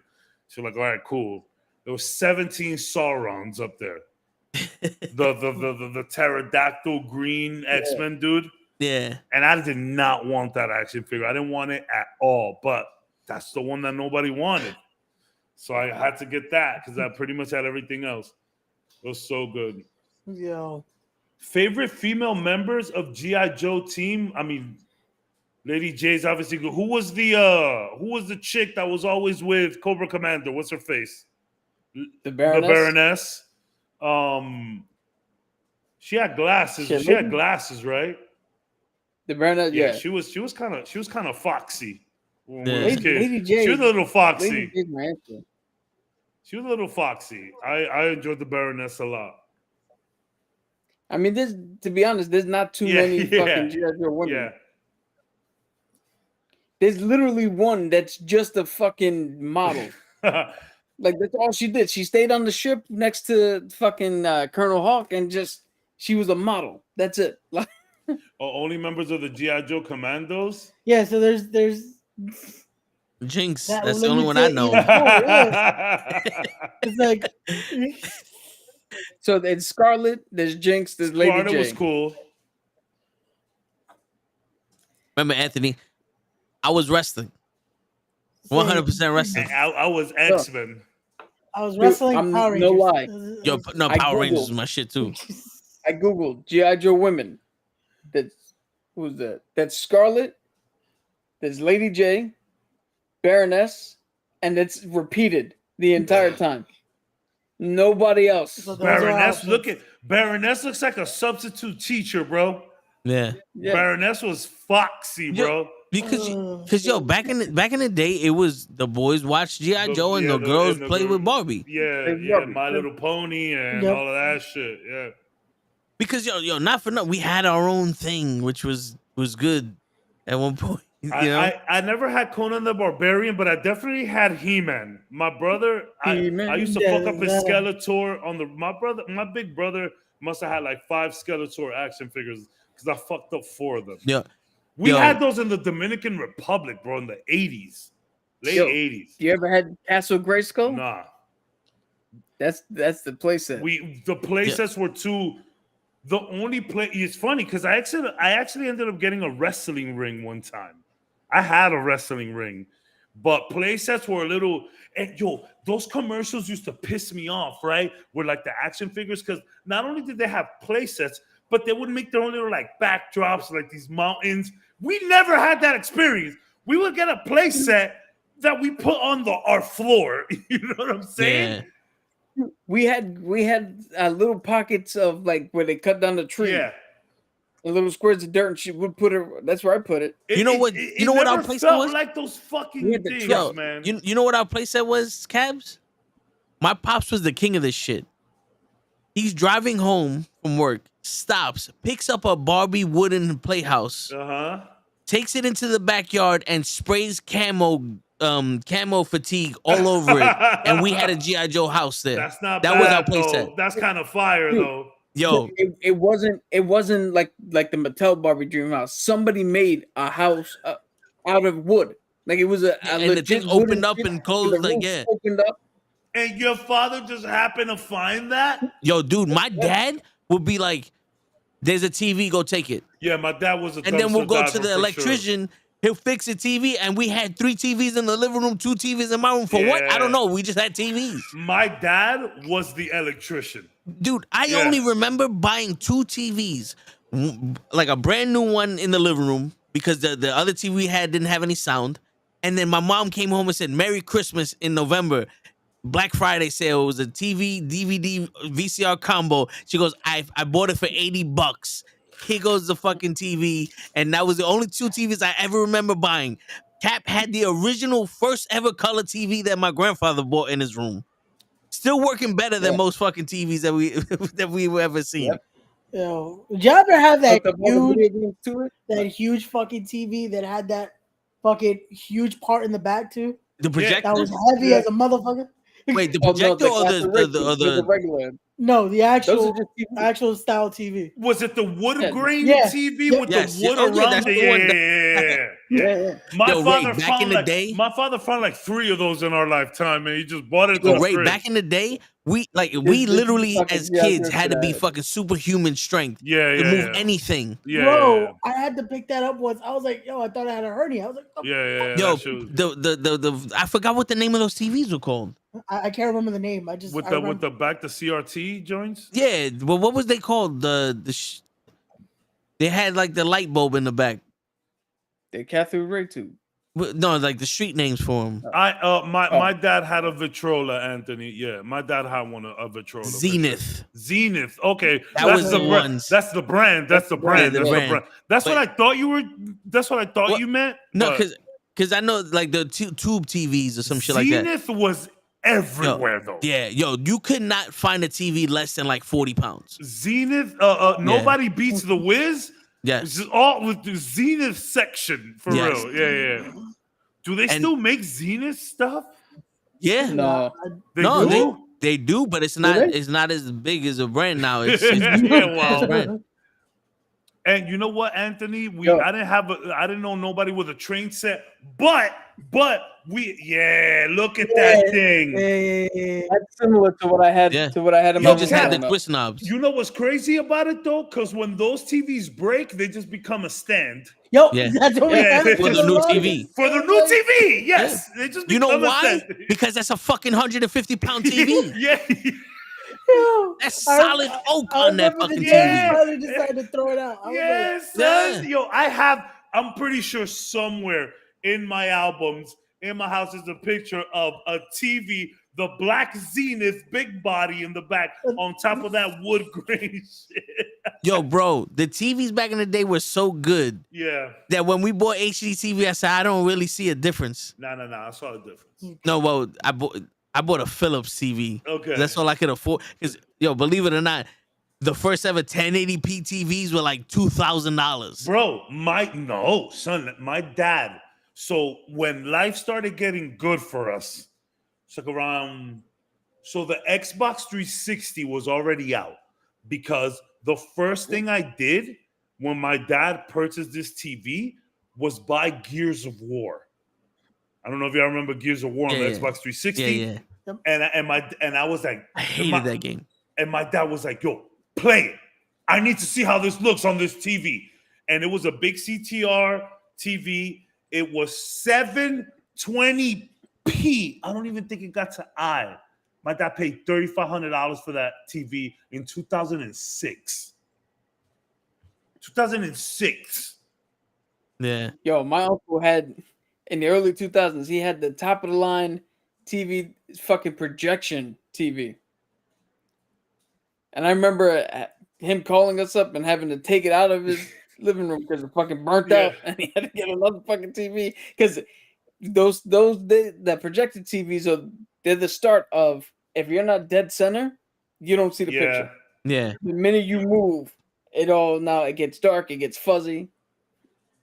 Yo, I remember the first year I had the original, Anthony. I had the original big bulky black Xbox with the big fucking ridiculous controller with the white and black buttons on the top right. The most uncomfortable controller in the face of the earth. Yes. I like that controller. I like that. I liked it too. I liked that controller was innovative because it was a fucking cord that was long enough for you to sit on the couch. It was. And if you tripped over it, it had a quick connect, so it didn't drag your system off of the fucking TV. It just disconnected. Sure. Like, y'all kids don't understand. Not everything was Bluetooth. We had a wire connected to our shit, and people was getting in the way and kick it and unplug the fucking console. They wouldn't unplug the controller. It would unplug the console. Yeah. The connection between the controller and the console could survive a hurricane. And yo, taking a TV in and out of your house was an ordeal. You had to call other family members for that. Nowadays, you could carry a 50-inch if you want. I could put a 50-inch flat screen. Bro, when my son's TV messed up and he wanted to, this was when I first moved in here. His TV messed up and he wanted to play Fortnite all night with the boys. There's a Brandsmart down the block. We went and bought him just a quick little $150, like, it was like a 40-inch, like, I think it was what is it? Toll House? No, it's something house. What was it? Something house. Some Herbert House, some shit like that. Super cheap, but 40 inches, and I carried it the whole thing, like 3 blocks, just no problem. You could never do that in the 90s.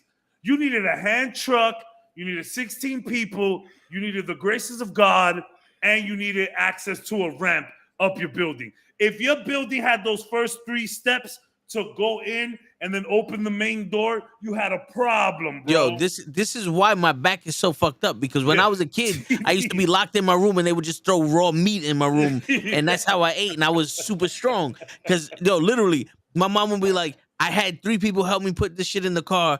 Vincent, go get it. And I would go pick it up, put it on my shoulder, and just walk in the house like, okay, where you want it? Damn, Anthony, you asking a lot of good questions. So, quick story about the Game Boy. Did you guys ever carry around the original big Game Boy, not the Game Boy Color? Yeah, I had an original big Game Boy. I got it late in the game, though. My dad was an electrician, and God bless his soul. My dad is not a bad person, but he swindled a few people out of consoles for us. Yo, it's gonna cost too much to fix. I gotta get parts from Japan, plus shipping, plus labor. You might as well just get another console. I'll give you $50 for that because I could use the parts. And now you got 50. Just put another 150 and you can go get another console. People were like, I got a Sega Genesis. Well, I got a Super Nintendo like that. I got a Game Gear like that. I got a Game Boy like that. But very special story about a Game Boy. So my house got robbed.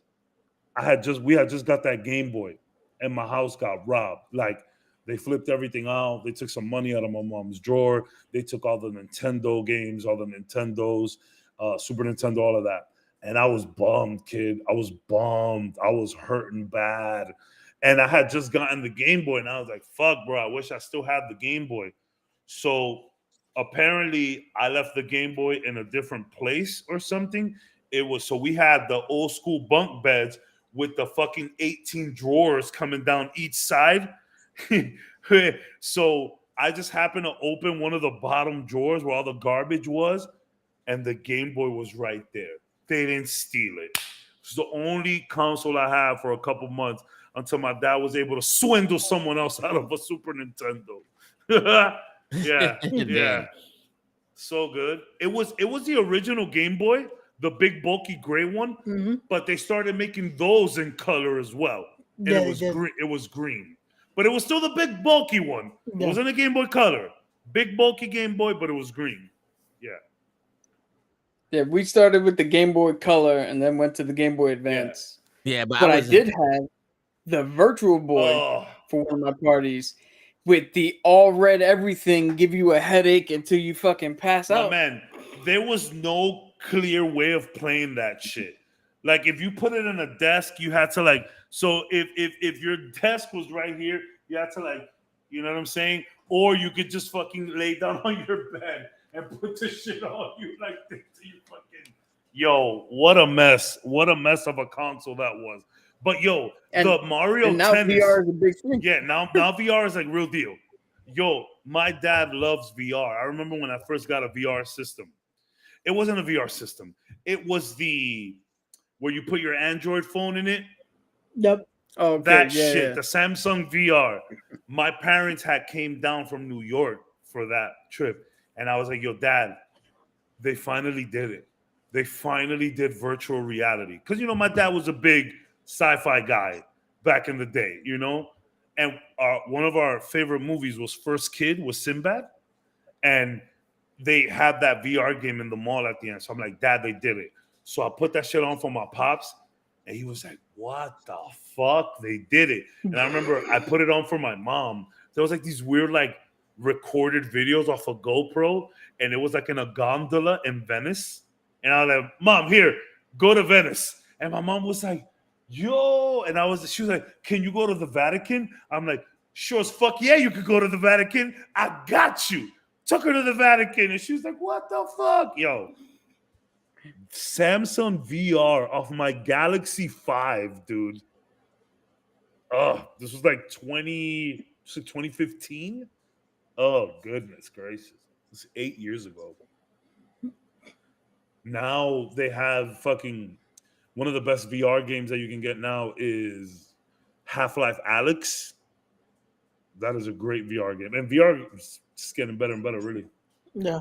Dude, for John Wick 3, I went to Comic-Con, they had the John Wick experience where you VR, you're John Wick and you have the guns and you just gun through everybody. And I so badly wanted to do it, but I will pass out if you put one of those things on me. It was rough. That shit happened in fucking downtown Disney. Yeah. Me and my dad were playing on one side and we're fighting something. I look over and what happened was when I looked, nothing happened. Then the screen moved. Then I looked back on instinct. Nothing happened. Then the screen moved. And I saw a sign that said, pick up your sword. And then I woke up on the couch. Damn. Oh, so you passed out, I have no idea. Him and my I father have no passed out idea on how the I couch. got on the couch. We put him in like a booth with, you know, outside of a restaurant and shit. And we was like, you all right? And my pops was like, yeah, we good. Me and my mom went to play the Buzz Lightyear bumper cars. And so both of y'all passed out. Yeah. Yeah, dude, because that's how bad the motion effect But was. to be fair, that was very early VR. They have done a lot of fixes for it, but to be honest, I can maybe give you an hour of one of those headsets. More Dude, than that, and I start getting dizzy. You can ask Toe. If I'm in the passenger seat of a car and you just go, Vic, read that for a second, just handing me it, I'm like, oh shit. Yo. Oh, so you had that just horrible motion. Like Cap. It's funny you say that, right? So when I was like, it's like 19, 20, I started dating some girls. She was like this little rich girl from Jersey. And for my birthday, she was like, what do you want? And I was constantly taking the bus to this little job that I had with my dad. So I was like, I want a PSP, the original PSP. And I got it, and she bought it for me. It was great. And I took it on the bus for the first time ever. And I so happy. I get on the bus, I turn it on.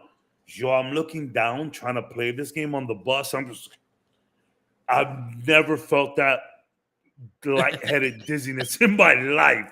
So I said, like I stopped, like I crunched, and I couldn't do it. I cannot on a vehicle. Nowadays, I'm a little better at it. I took a really long bus trip up a little north in Florida, and I had my Switch. But on the bus, the back of the bus in New York, that shit is no joke, man. Fucking bouncing everywhere. Yeah. I'm fucking, I literally was like, I have to stop this. And I sold the PSP.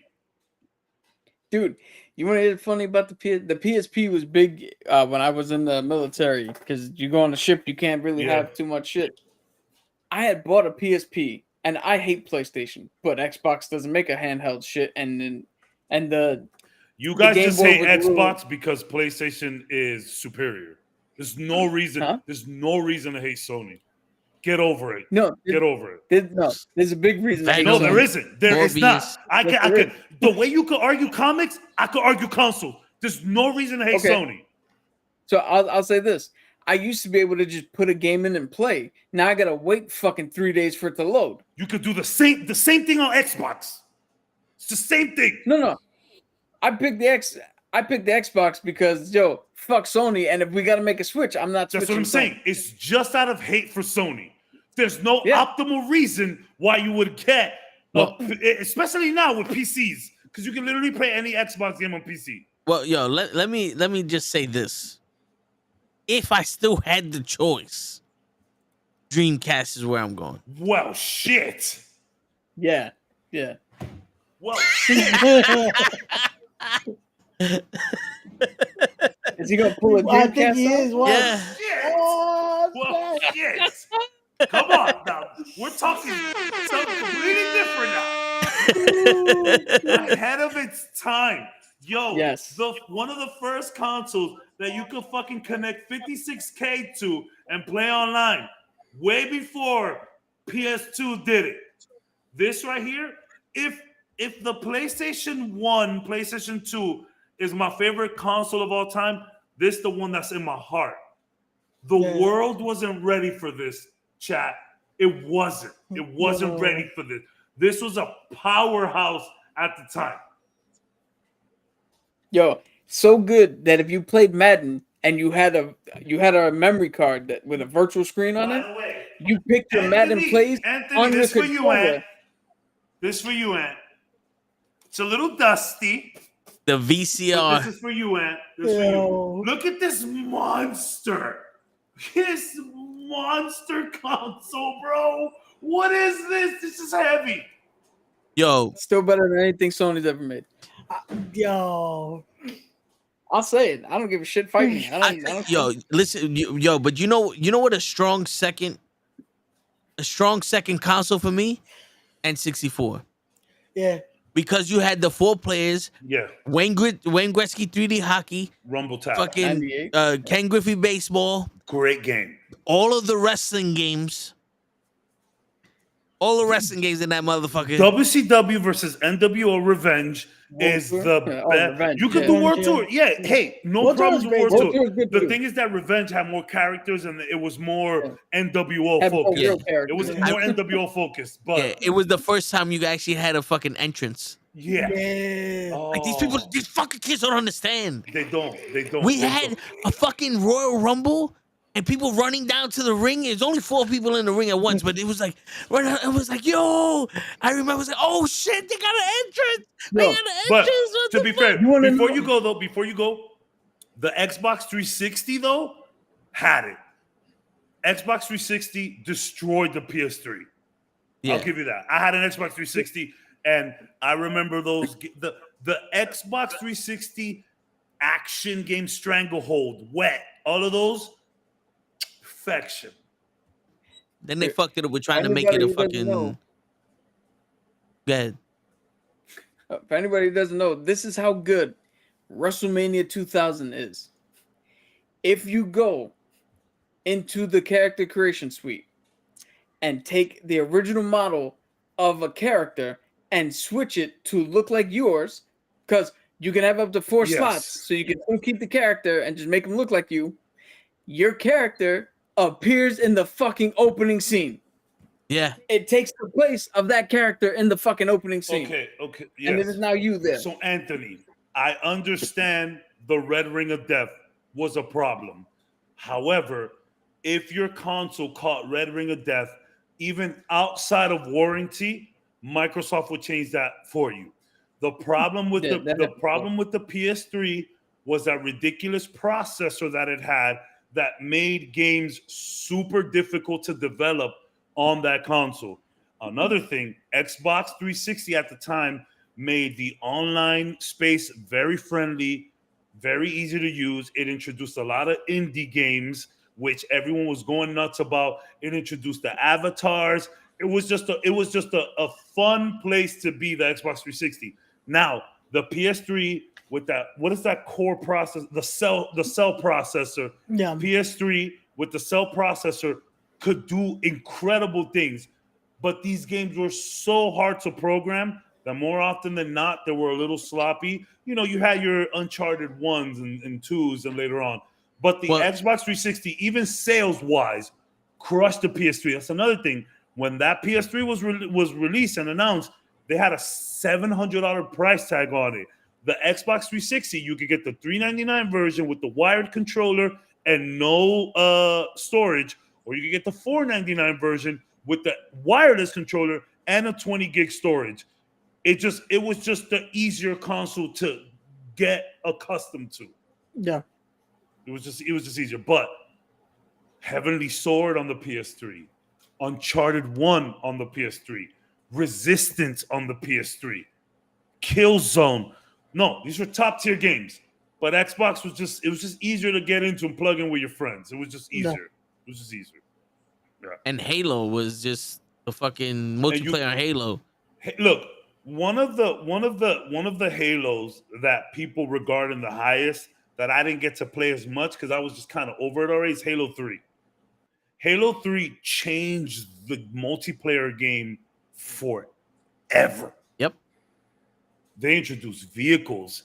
The matchmaking was perfect. Yeah. Like, it was just The perfection. Yeah, no.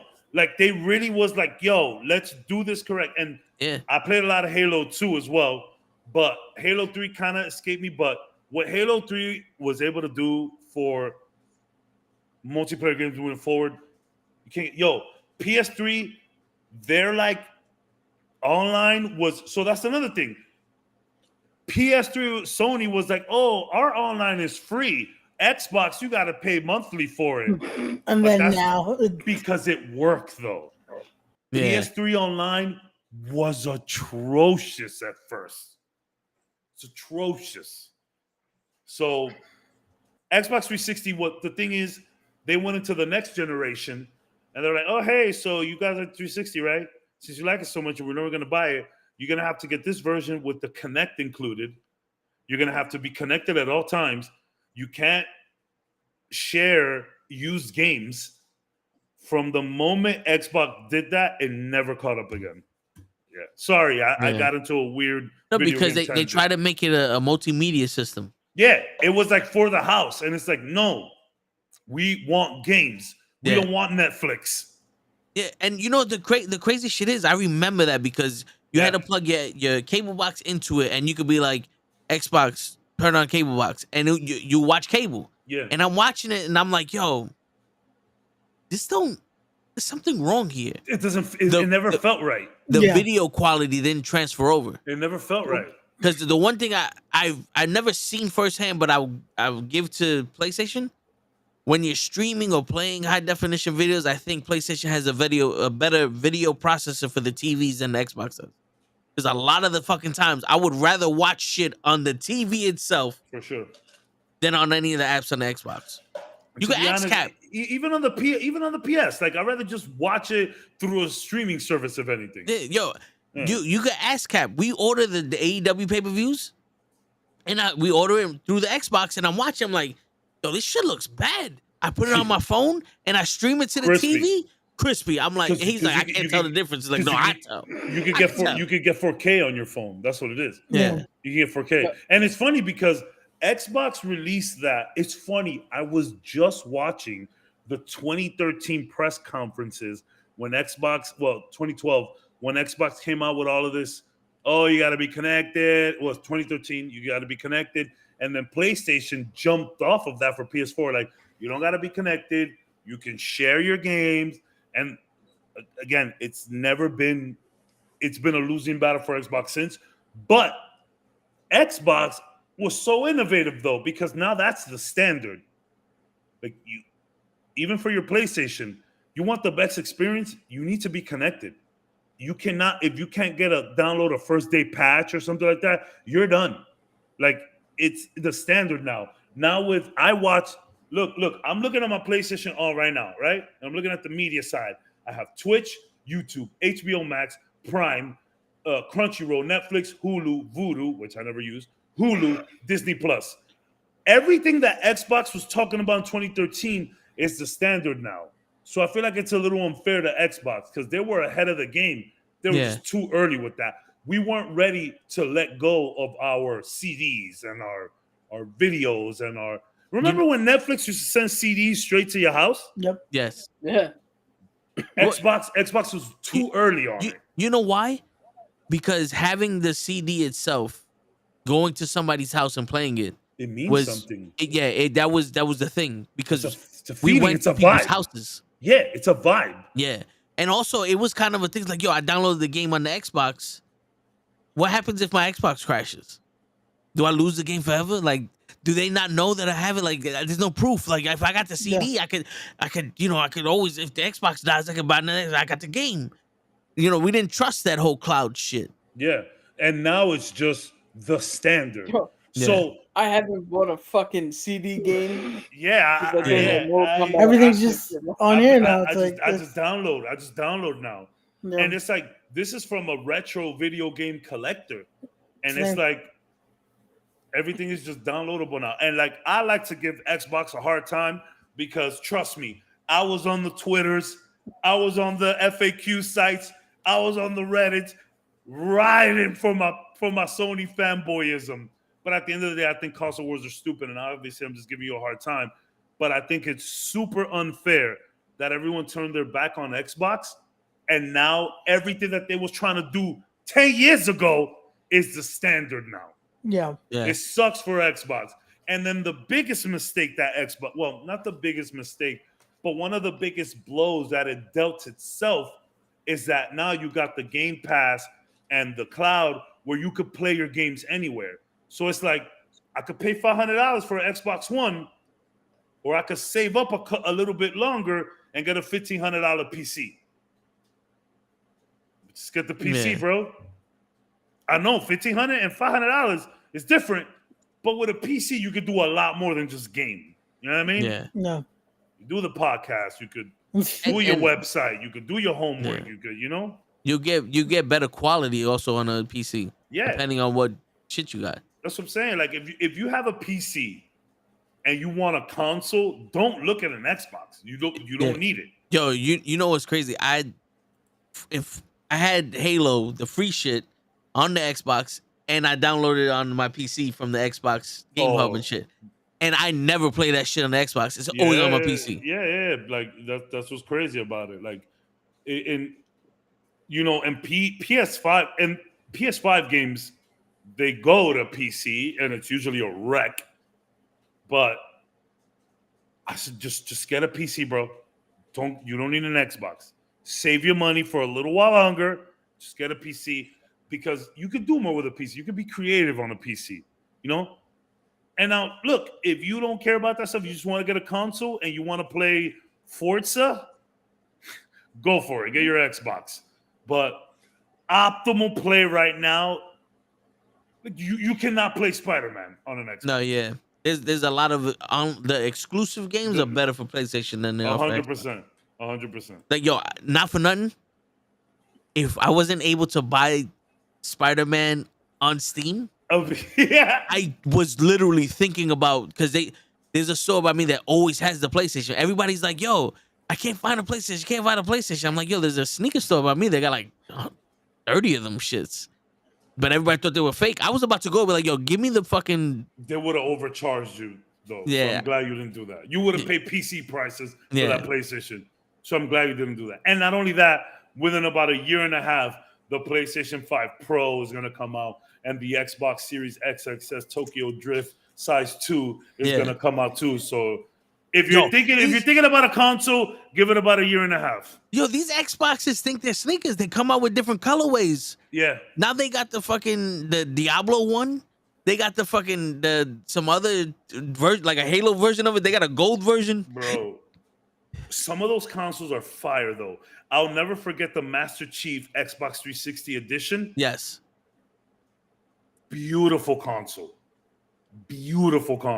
But like, so Xbox, they did some weird shit. A lot of people are upset where everybody's been asking for extra space because it only comes with a terabyte.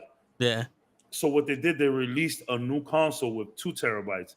But you still gotta fucking buy the console. It's $349. Oh, you know what the best part is? They have an expansion hard drive that it's like a little thing you plug in the back of the Xbox. It gives you another terabyte. You know what? You know how much that shit costs? $180. The same price as the Xbox Series S. It was $250. $200. Yeah, $200. Yeah. I'm like, yo, fuck that. Yeah, but you can buy external hard drives that are like Xbox compatible. You Yeah. won't get the same speed, but you'll be able to put your games there. It's fine. Yo, if you're transferring games, it's fine. Listen, sorry it's for in the video, cloud. Sorry for the video game chatter. Yeah, no, but not for nothing. I get People excited. don't I get realize this excited. shit. I get excited. The game is in the cloud.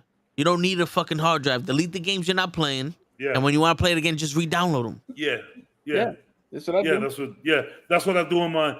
So there's a few games that I like to keep. So MLB The Show is always on my PS5. That's the sports game that I play because my son plays baseball and he likes it, and I'm doing a road to the show, kind of like career mode thing where I made my son in the game, and he's a center fielder, and we go ham. So that game is always there. Skyrim is always on my PS5, but then I'm just like re-downloading shit all the time. And luckily enough, I got good internet where I'm at, so I could download big games quick. Thank God. Yeah. So we spoke about. I see you change the title, you sneaky little fox. You sneaky salmon. You sneaky little salmon. You just changed it to everything we spoke about. Yeah. Secret Invasion's there, the Flash reviews there, old school video game Where talk. the fuck would we be without Toe Dog? Wow, that is beautiful. But we spoke about Secret Invasion for like 3 minutes. Yeah, No, we had a good Yeah, one. no, we had. I'm talking shit. No, you know what it is? There's not much to talk about. It's hard to talk about because we can't speculate. And I honestly believe what I said is the fucking story. Mm-hmm.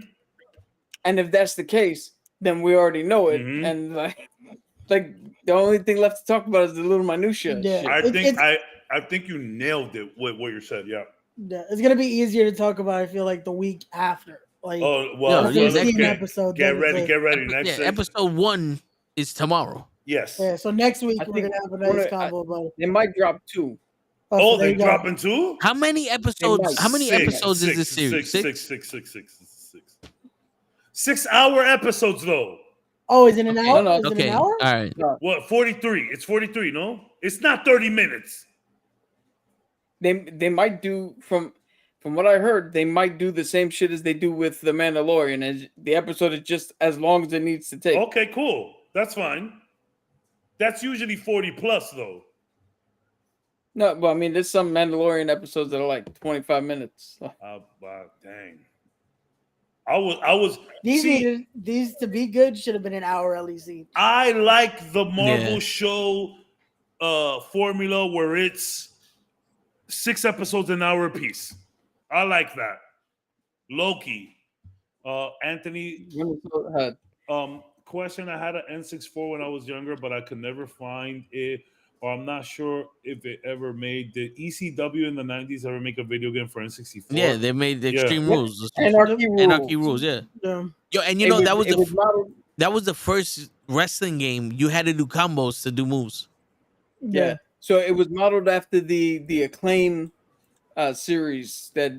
So Acclaim was doing WWE before THQ bought them out, and they did the WrestleMania 2000 shit. So when Acclaim dropped the WWE, well, when WWE dropped Acclaim, ECW picked them up, and those games were horrible. But I mean, it was ECW, and if Yeah. you're a fan, And like, yo, and they had, these like, games, 6 yo, wrestlers in it, the games back in the day, I'm sorry, the games now don't have shit on them. Because yo, No Mercy introduced a ladder match. Revenge you introduced a rumble. Yeah. WrestleMania 2000 introduced a 4-way or some shit, a Yeah. 3-way match. ECW had a barbed wire match. It had fucking hardcore matches. You could use weapons and shit in there. Like the innovation from game to game, it's almost like the people who made shit back in the day realized that you didn't have the money for this, so we're gonna make it worth that.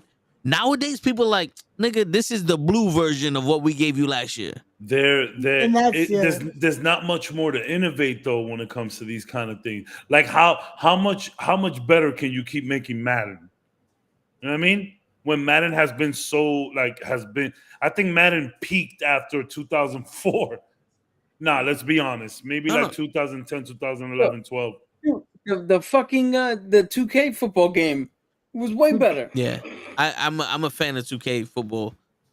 NFL 2K. I forgot that was a thing. That is one of my biggest video game gripes. The fact that we never got Madden saw the writing, EA saw the writing on the wall. Because NFL 2K5 came out, crazy animations, crazy video game, T.O. on the cover. T.O. on the cover when T.O. was that guy. And they sold it for $19.99. Madden was charging $50 for a game. $20, you could get the best football game. EA said, no, we can't do this. And they started buying out that license. And then I remember All Pro Football 2K8, which was the Hall of Fame version of the game. Oh, that game was fucking fire. Incredible. But it didn't have licensed teams. So no one played that shit. Yeah. I still have that game. I did. Still have that I do. I make my own team, draft my own fucking guy. Phil Simms is my quarterback. Yo, that game is so good. Yeah. Dude, that game and the last version of Blitz. Yeah. Blitz was something. It had the actual teams in it. Yo, fucking great. I would say this. My favorite game to play, you can ask Cabs. UFC 2. Undisputed? Yes. Michael Bisping. Yo, dude, I love Undisputed. Felt like that was the most realistic game you could ever have. Like 1 and 2 were so good. Yes. The new EA ones suck. You can ask Cap. What did I say the minute they said UFC's going to EA Sports? Yeah. What I say, Cap? Yeah, I'm not buying this shit. It was THQ. EA Sports. It was THQ that made Undisputed, right? THQ and Jax. EA Sports knows how to fuck up a game. Yeah, man. I swear to God, when That I should be found the out slogan- certain games slogan. with EA, I stopped playing them. The only reason why I finished the fucking Star Wars game is because Cap finished it. He said, yo, you got to watch certain scenes. So I was like, all right, I finished to fight Vader and shit. But I don't play EA games. They fuck up a wet dream, bro. It's so fucking convoluted. It's like, bro, I don't understand this shit. Like, I don't know why I'm playing a mini game to submit somebody. Yeah. This is not like I don't want to do this. Me either. I played Undisputed. I'm talking. I think I had like at least 1,000 ranked matches. Michael Bisping. It's my guy in Undisputed. The guys make a good point here in chat. Like a lot of people like the crazy sports type of games over the simulated ones. Like I could take you back to Sega Genesis with Mutant League Football, that kind of shit. But like NBA Street is the one that comes to mind. Yeah, the most. That was PlayStation 2 NBA Street. PlayStation 2 man. NBA is flawless. And Yeah. the other day I posted a video about this that I made, which is the Interstellar like crying scene, and on top it was NBA Street Volume 2 that they have the will they Dr. J. reminisce of it? Yeah. Like I saw that the other day. I saw that like right before that, and I got choked up. Volume 3 was cool too with the King James shit. Remember, Krails? Yeah. Oh, Check this out. Yeah. oh my God. Oh.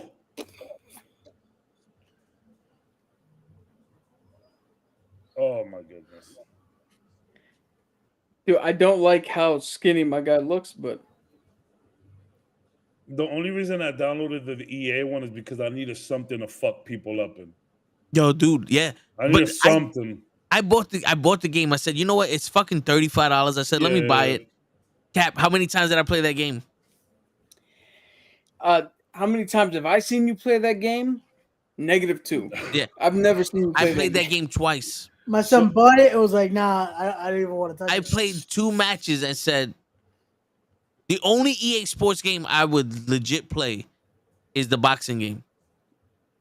The old school PlayStation. Knockout they Kings. need to bring it back. Cruz just said it.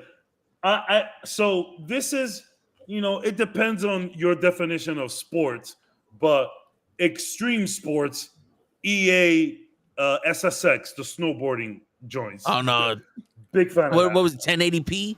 No. That was 1080 snowboard. That was 64. That was 64. Yeah, that's what we need. SSX the only Tricky. snowboarding game I've ever played. SSX Tricky. We was on that heavy. SSX Tricky and SSX on tour.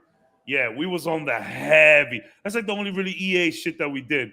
But not Fight Night Round 3 for the Xbox 360 was perfection. Because dude, you can literally swerve like you can. Bro, they had that Floyd Mayweather Philly shell defense where you're just like you block it with this. Yeah. And you're like, we used to go to Hochi's crib and demolish that game all night, bro. Ugh. NBA Street Volume 2 is probably one of my favorite of the extreme sports games though. The NFL Street wasn't bad with Ricky Williams in the cover. It wasn't bad. But NBA Street, right? So NBA Street 1 had a freestyle crossover button. So you just tap square over and over, and your player recognized that you were in front of another player, like a defending player. So you just start bopping and bringing it back. And one of the moves, he'll put the ball through the defender's legs, and then you just grab it, throw it up, bounce it off the backboard. Somebody will come, boop.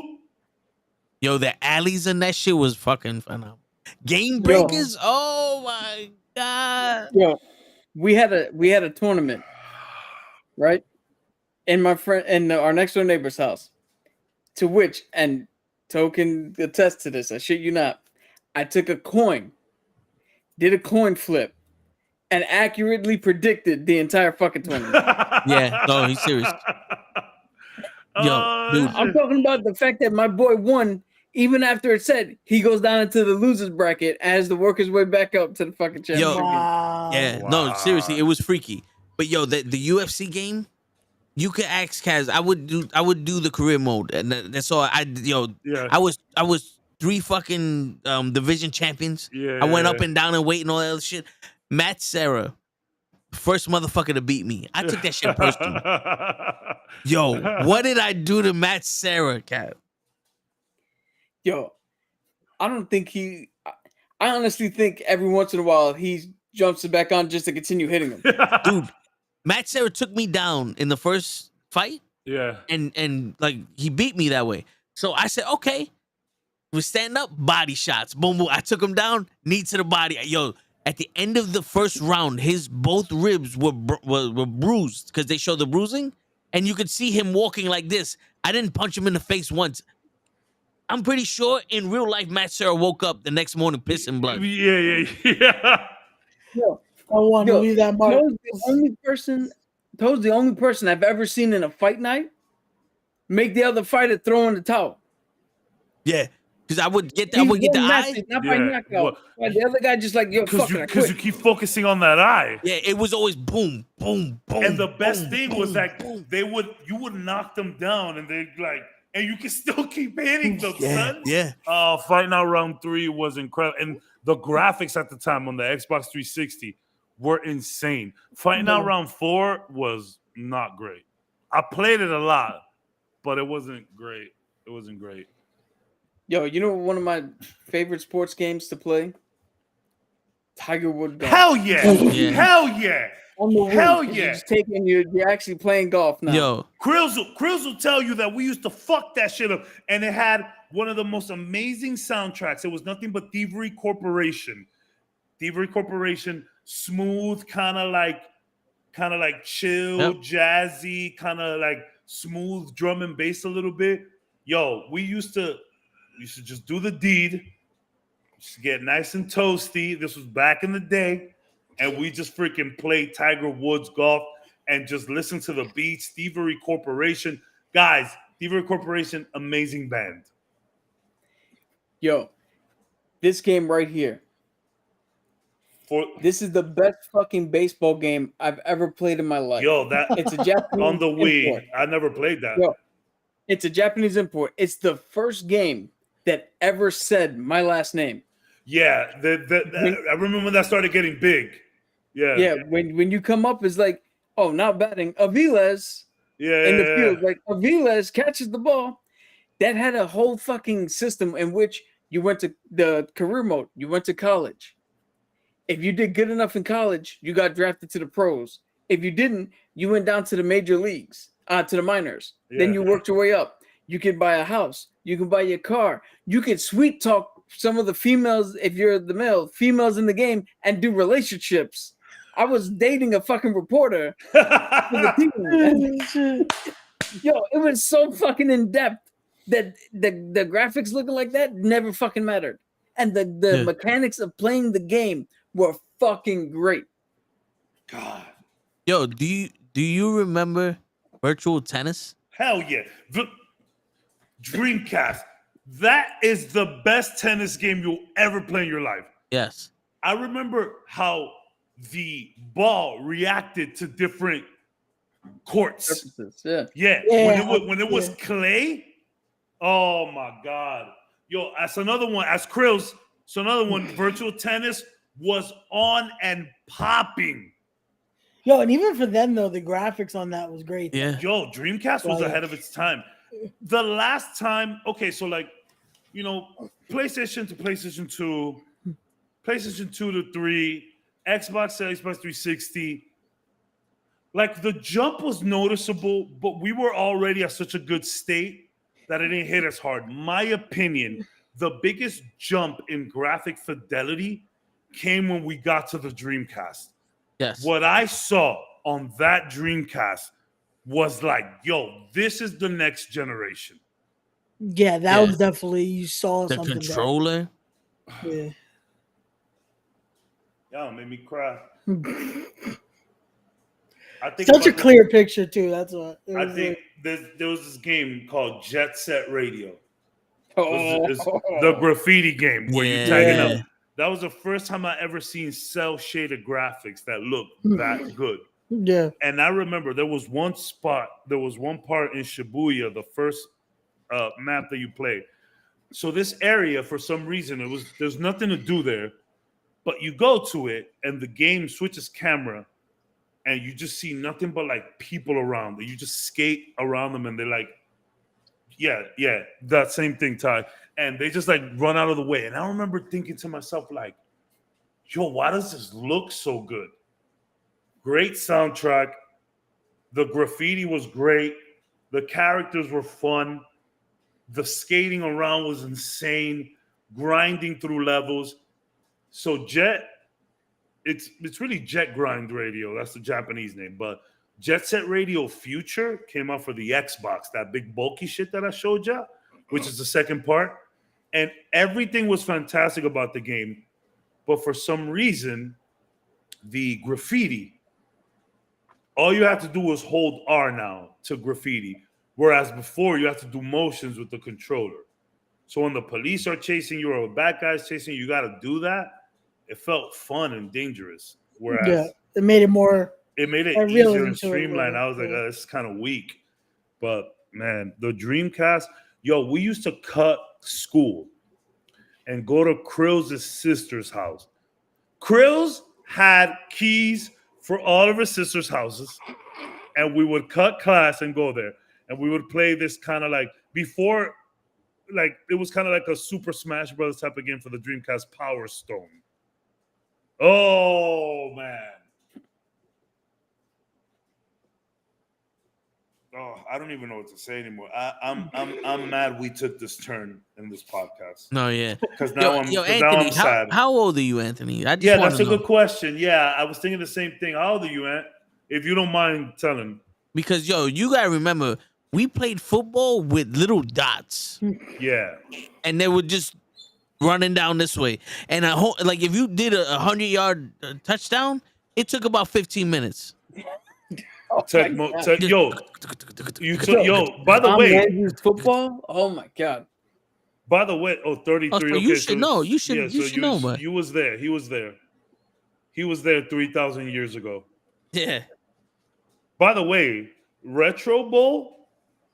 Has Krills ever told you about Retro Bowl? Bro, Retro Bowl is essentially Tecmo Bowl for your phone, but you control everything way better. The throwing, you control it, and you could do like franchise and season mode on this shit. Oh wow. Retro Bowl is a free download. I think you could upgrade it for $2. Retro Bowl, I still play that shit.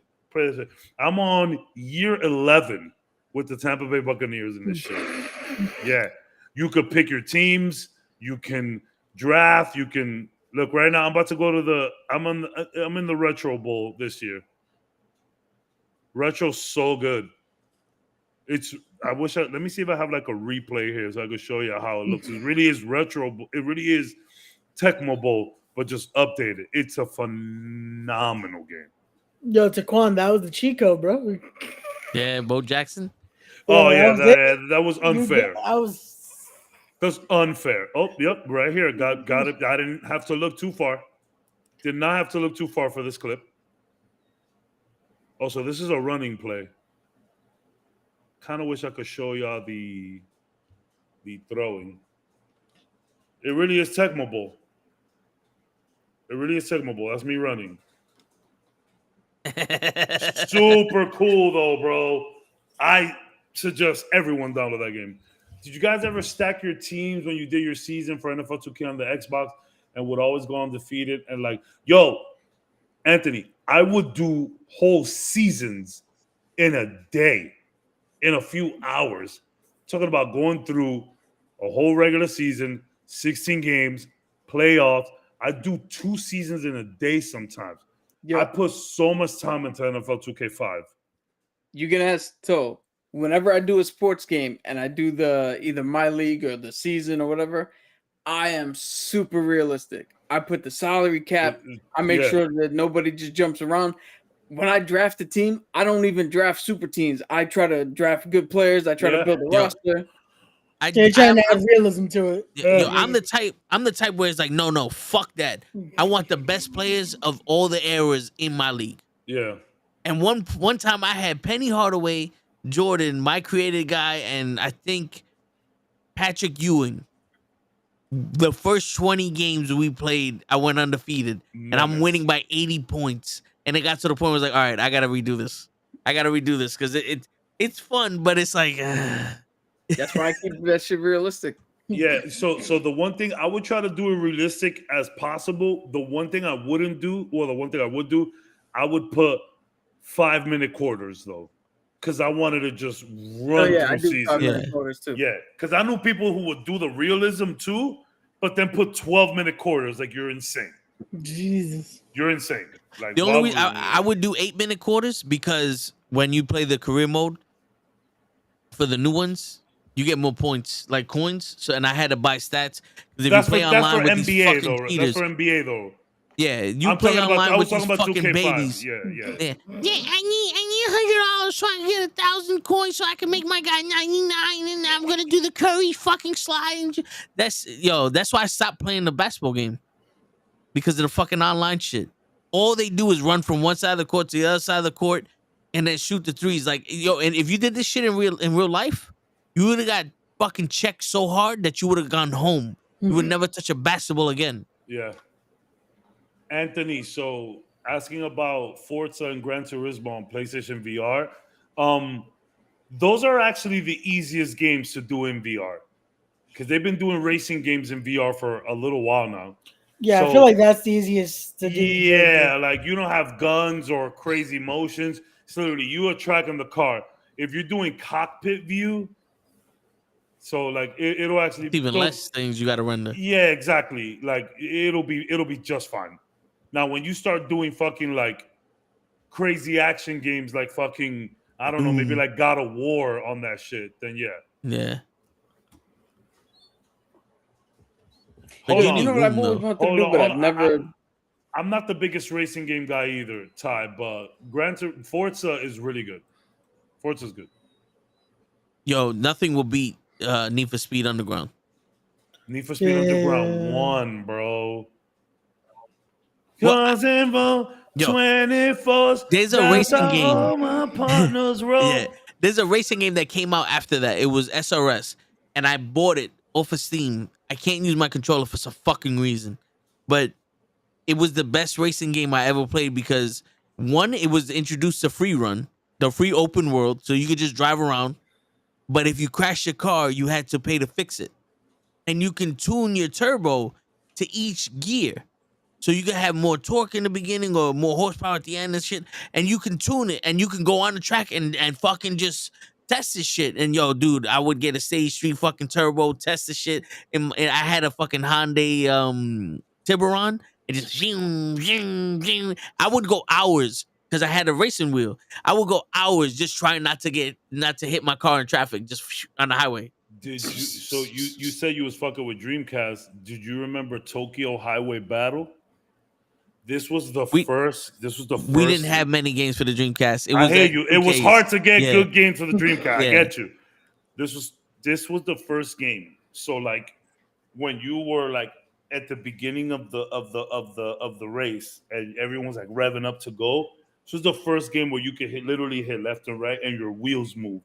I've never seen a game do that. Your wheels would move. I was like, what the fuck? Yo, Tokyo Highway Battle. Insane. Again, for everyone watching, this shows you what we got hyped for.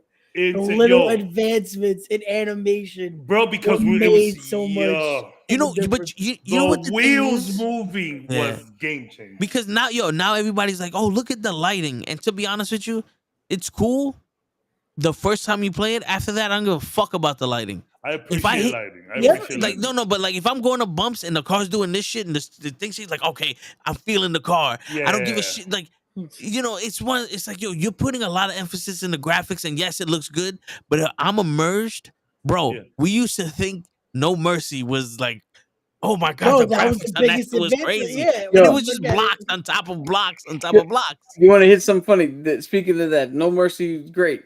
I'm in Lehman High School doing my computer science class, and my computer science teacher comes up and is like, oh, you're gonna play the new wrestling game for the Xbox? The graphics look amazing. This was the graphics. We were like, oh shit, yo, that shit's fucking way better than what we had before. Look at that shit now. Yeah. And you know what made it better? The skin tone was smooth. That arm looked like an arm. It didn't. We didn't have the sweat. It wasn't as blocky. There was a. I remember when they emphasized like, yo, now when the game's over, you're gonna start sweating. It was like, oh shit, the character's sweating. Never noticed that during the fucking game. Yeah. Never played the game going, oh shit, my guy's sweating. Yeah, we didn't care about that. There was a unlicensed wrestling game that I used to play for the PlayStation 1 called Power Moves Pro Wrestling. This game featured a lot of high flyers, which was insane. Like, yo, Power Move Pro Wrestling for the PS1. I dare you to watch gameplay on that. That game was fantastic. You could like shoot out the ring. It was great. But Ty, Ty goes, where was it? Anybody fucked with F-Zero? Quick story about F-Zero. My son had gotten, for his birthday, he had gotten the little SNES Mini, and he was in my brother's house. He took the SNES Mini to my brother's house. He was there. My son was there with his mother. His mother called me to ask when I was gonna go to the house, so because they were there. So my son is playing F-Zero in the back, and I hear the soundtrack to Mute City. And I was like, yo, y'all playing F-Zero? And she goes, oh my God, how do you know? I'm like, the song F-Zero was life. One of the best Super Nintendo soundtracks of all time. Metal Gear Solid 3 changed my life. Yo, they're remaking it, right? Metal Gear Solid Delta. I think it's more of like a remaster, not a remake. They're just making everything look better. I wasn't into those games. I had Splinter Cell. Yeah. And I was like, yo, this is dope because you get to hide and you do all this other shit. In the shadows, it was cool. Yeah. But the minute they catch you, it's like, yo, why are there 8,000 fucking people here? Yeah, it was like, yo, you might as well restart the game. I think I was on like level 3, and I said, yo, fuck this. I can't do this. So quick story, because we're about to, I have a lot of video game stories, guys. It's about to be a whole episode, just video games. You gonna be on next week? Yeah, I'll be on next week. Yo, you pick the video game era, and we'll talk about it. We'll see. I'll be on though, but I don't know if we're gonna make it all video. But I will be on. I will be on for sure. Quick story. I'm 14 years old. My boy Joel invites me to his brother's house. So his brother was cool. He was a little older. He was into anime. He had a Sega Saturn. I didn't know many people with a Saturn. Yo, we had the Saturn. Yeah, I didn't know many people. So he was like a geek. So he had a lot of cool Thomas stuff. Big Hurt Baseball. Ooh, Frank Thomas Big Hurt Baseball. Stop. MVP 2000 is the best baseball game of all time, though. Yes. MVP 2000 is the best. It is. By far. They also said our last names on there. I remember the first time I heard my last name. I mean, I have a common baseball last name. Anyways. Which one is that? With Manny Ramirez in the cover. On what system? I think it was a PS1. Oh, I'm thinking of no, I had the one for the N64. Okay. Yeah, it was there too. I think it was called MLB All-Star. Let me see. MVP Baseball 2000. Okay, 2005 had Manny. Sorry. I was gonna say because I remember playing that one. I had 2000. Anyways, quick story, right? So my boy invites me to his house. We used to go to his brother's house all the time. His brother had the cool stuff in there. It was like a geek. It was fantastic. So we go in one day, and I see this game playing, and I'm like, "Yo, what is this game?" It's like it's Metal Gear Solid. It's like, I've never heard of this. What is this? So this guy, he takes his character, goes up against a wall, knocks on the wall. One of the bad guys hears the sound, goes, huh? What is that? Goes around to check the sound. Solid Snake, the main character who did the knocking, goes around, grabs him, yokes him out. Nobody sees anything. And I was like, so you don't shoot the people in this game? He said, you can shoot them if you want, but the point is to take them out silently. I said, yo, I gotta go. I left. My big brother was already working. He was already cutting hair. My big brother at the time was probably like 21. He was at the house. Before I left the house, my brother goes, yo, I want to play a video game this weekend. So, find something cool. We'll go buy it. I ran home. I was like, yo, I got the game, bro. He goes, how much you need? $55. I ran up to 181st, got that. We beat it in that week. In 3 days, we beat that game. What an experience Metal Gear Solid was. Psycho Mantis reading your memory card. Having to put the controller in the second slot to be able to even beat that boss fight. If you guys want a video game episode. This is the baseball game. Okay. Yeah, I remember that one. My dog said Frank Thomas, Big Hurt Baseball. Yo, that's the whole reason. That game is the reason I'm a St. Louis Cardinal fan. Yeah. Yeah, we'll Michael see. Vick We'll see what video. Yeah. We'll see what video game shit we could do. Yeah. You know what we should do? We should do a tier list on video game eras. Just Oh, we could do consoles. yeah. We'll do a bunch of shit. We'll do a bunch of shit. Yeah, We'll think about something. Stop it with the RPGs because the PlayStation 1 is the RPG era, the Yeah, JRPG, that had the everything, JRPG era. Yeah. Yeah, you guys making me. I'm fucking cry over here, bro. The video games is different for me. Yeah. This Yo, is Twisted Metal, they're coming out with a series. Yeah. Was it on Netflix or is it HBO's? Did you see it? Peacock. Peacock, yeah, with Yo, Samoa dude, Joe and Sweet Tooth is Samoa Joe, one of the wrestlers. Yeah. Cool. Here's the thing, right? At first, I was like, I don't think this is gonna be good. But that's what they're going for. But watching Samoa Joe perfectly embody Sweet Tooth. while somebody else is doing the voice, Yeah. making it match perfectly, Yeah. I was like, yo, I gotta check this out. Yeah. That alone, I was like, I might check this out. And they're going for Twisted Metal has always been a ridiculous plot and There's no like actual yeah, fucking like story. if we get like Mortal Kombat movie levels on this, it's fine. It's fine. Yeah, it's just something fun. I feel like it's not gonna be something to take crazy serious either. Yeah. It's not about like fucking. We're not fucking analyzing shit. Yeah, Okay. it had Will Arnett singing the thong song. Like it's just, Which was kind of funny that they both sang it. That was kind of funny. The most ridiculous. Yeah, Jack and Daxter was wild. That's the guys that ended up making The Last of Us. Yep. Yeah.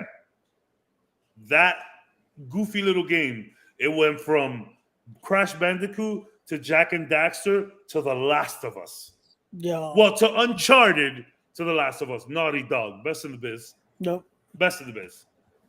Still one of the best stories in a video game. Like, It's 12 o'clock though. I gotta wake up early. I Y'all got me in video game time. I'm sorry for doing this shit. My bad. I'm sorry. Cap is like, he can go for another few hours. He's like, I can keep going. This is me. This is me. Yo, listen. This is me. This is what I specialize in. Yeah. This is it. This is the secret invasion of video games. Yeah, this is me. This is my jam. That's what this turned into. It was like it was a secret invasion of video game discussions. Yeah. You thought we would talk about the movie, the show, but it's another video game the whole time. Nope. Yeah. Mhm. Yeah. Yo, and on that note, We'll think about something for next week. Yeah. Yeah. Facts. Whatever for next week, plus our review of how many episodes. Yes. we put out. Whatever we get tomorrow. So then, how about we start it like that? Taekwon gives me a great idea. We'll talk about the ridiculous like comic book video games. Spider-Man Web of Shadows, Spider-Man 1, 2, the X-Men arcade games. We'll workshop. X-Men versus Capcom. All of that shit. Oh man. Yeah, Marvel, we can say Marvel that versus Capcom. One of the Marvel best versus soundtracks. Capcom. No, they had X-Men versus Capcom as well. They had that for the Sega Saturn. You're not wrong. Children of the Atom. Yeah, they had that. So you're not wrong there. But best soundtrack of all time, Marvel vs. Capcom 2, Hulk Ultimate Destruction, insane. Yeah, we could do some shit like that, but we'll workshop it. I'm sorry, Yeah. I'm excited. I'm getting excited. I hear you. And on that note, ladies and gentlemen, it's your friendly neighborhood knucklehead signing out before Cabs keeps going. Peace, everybody.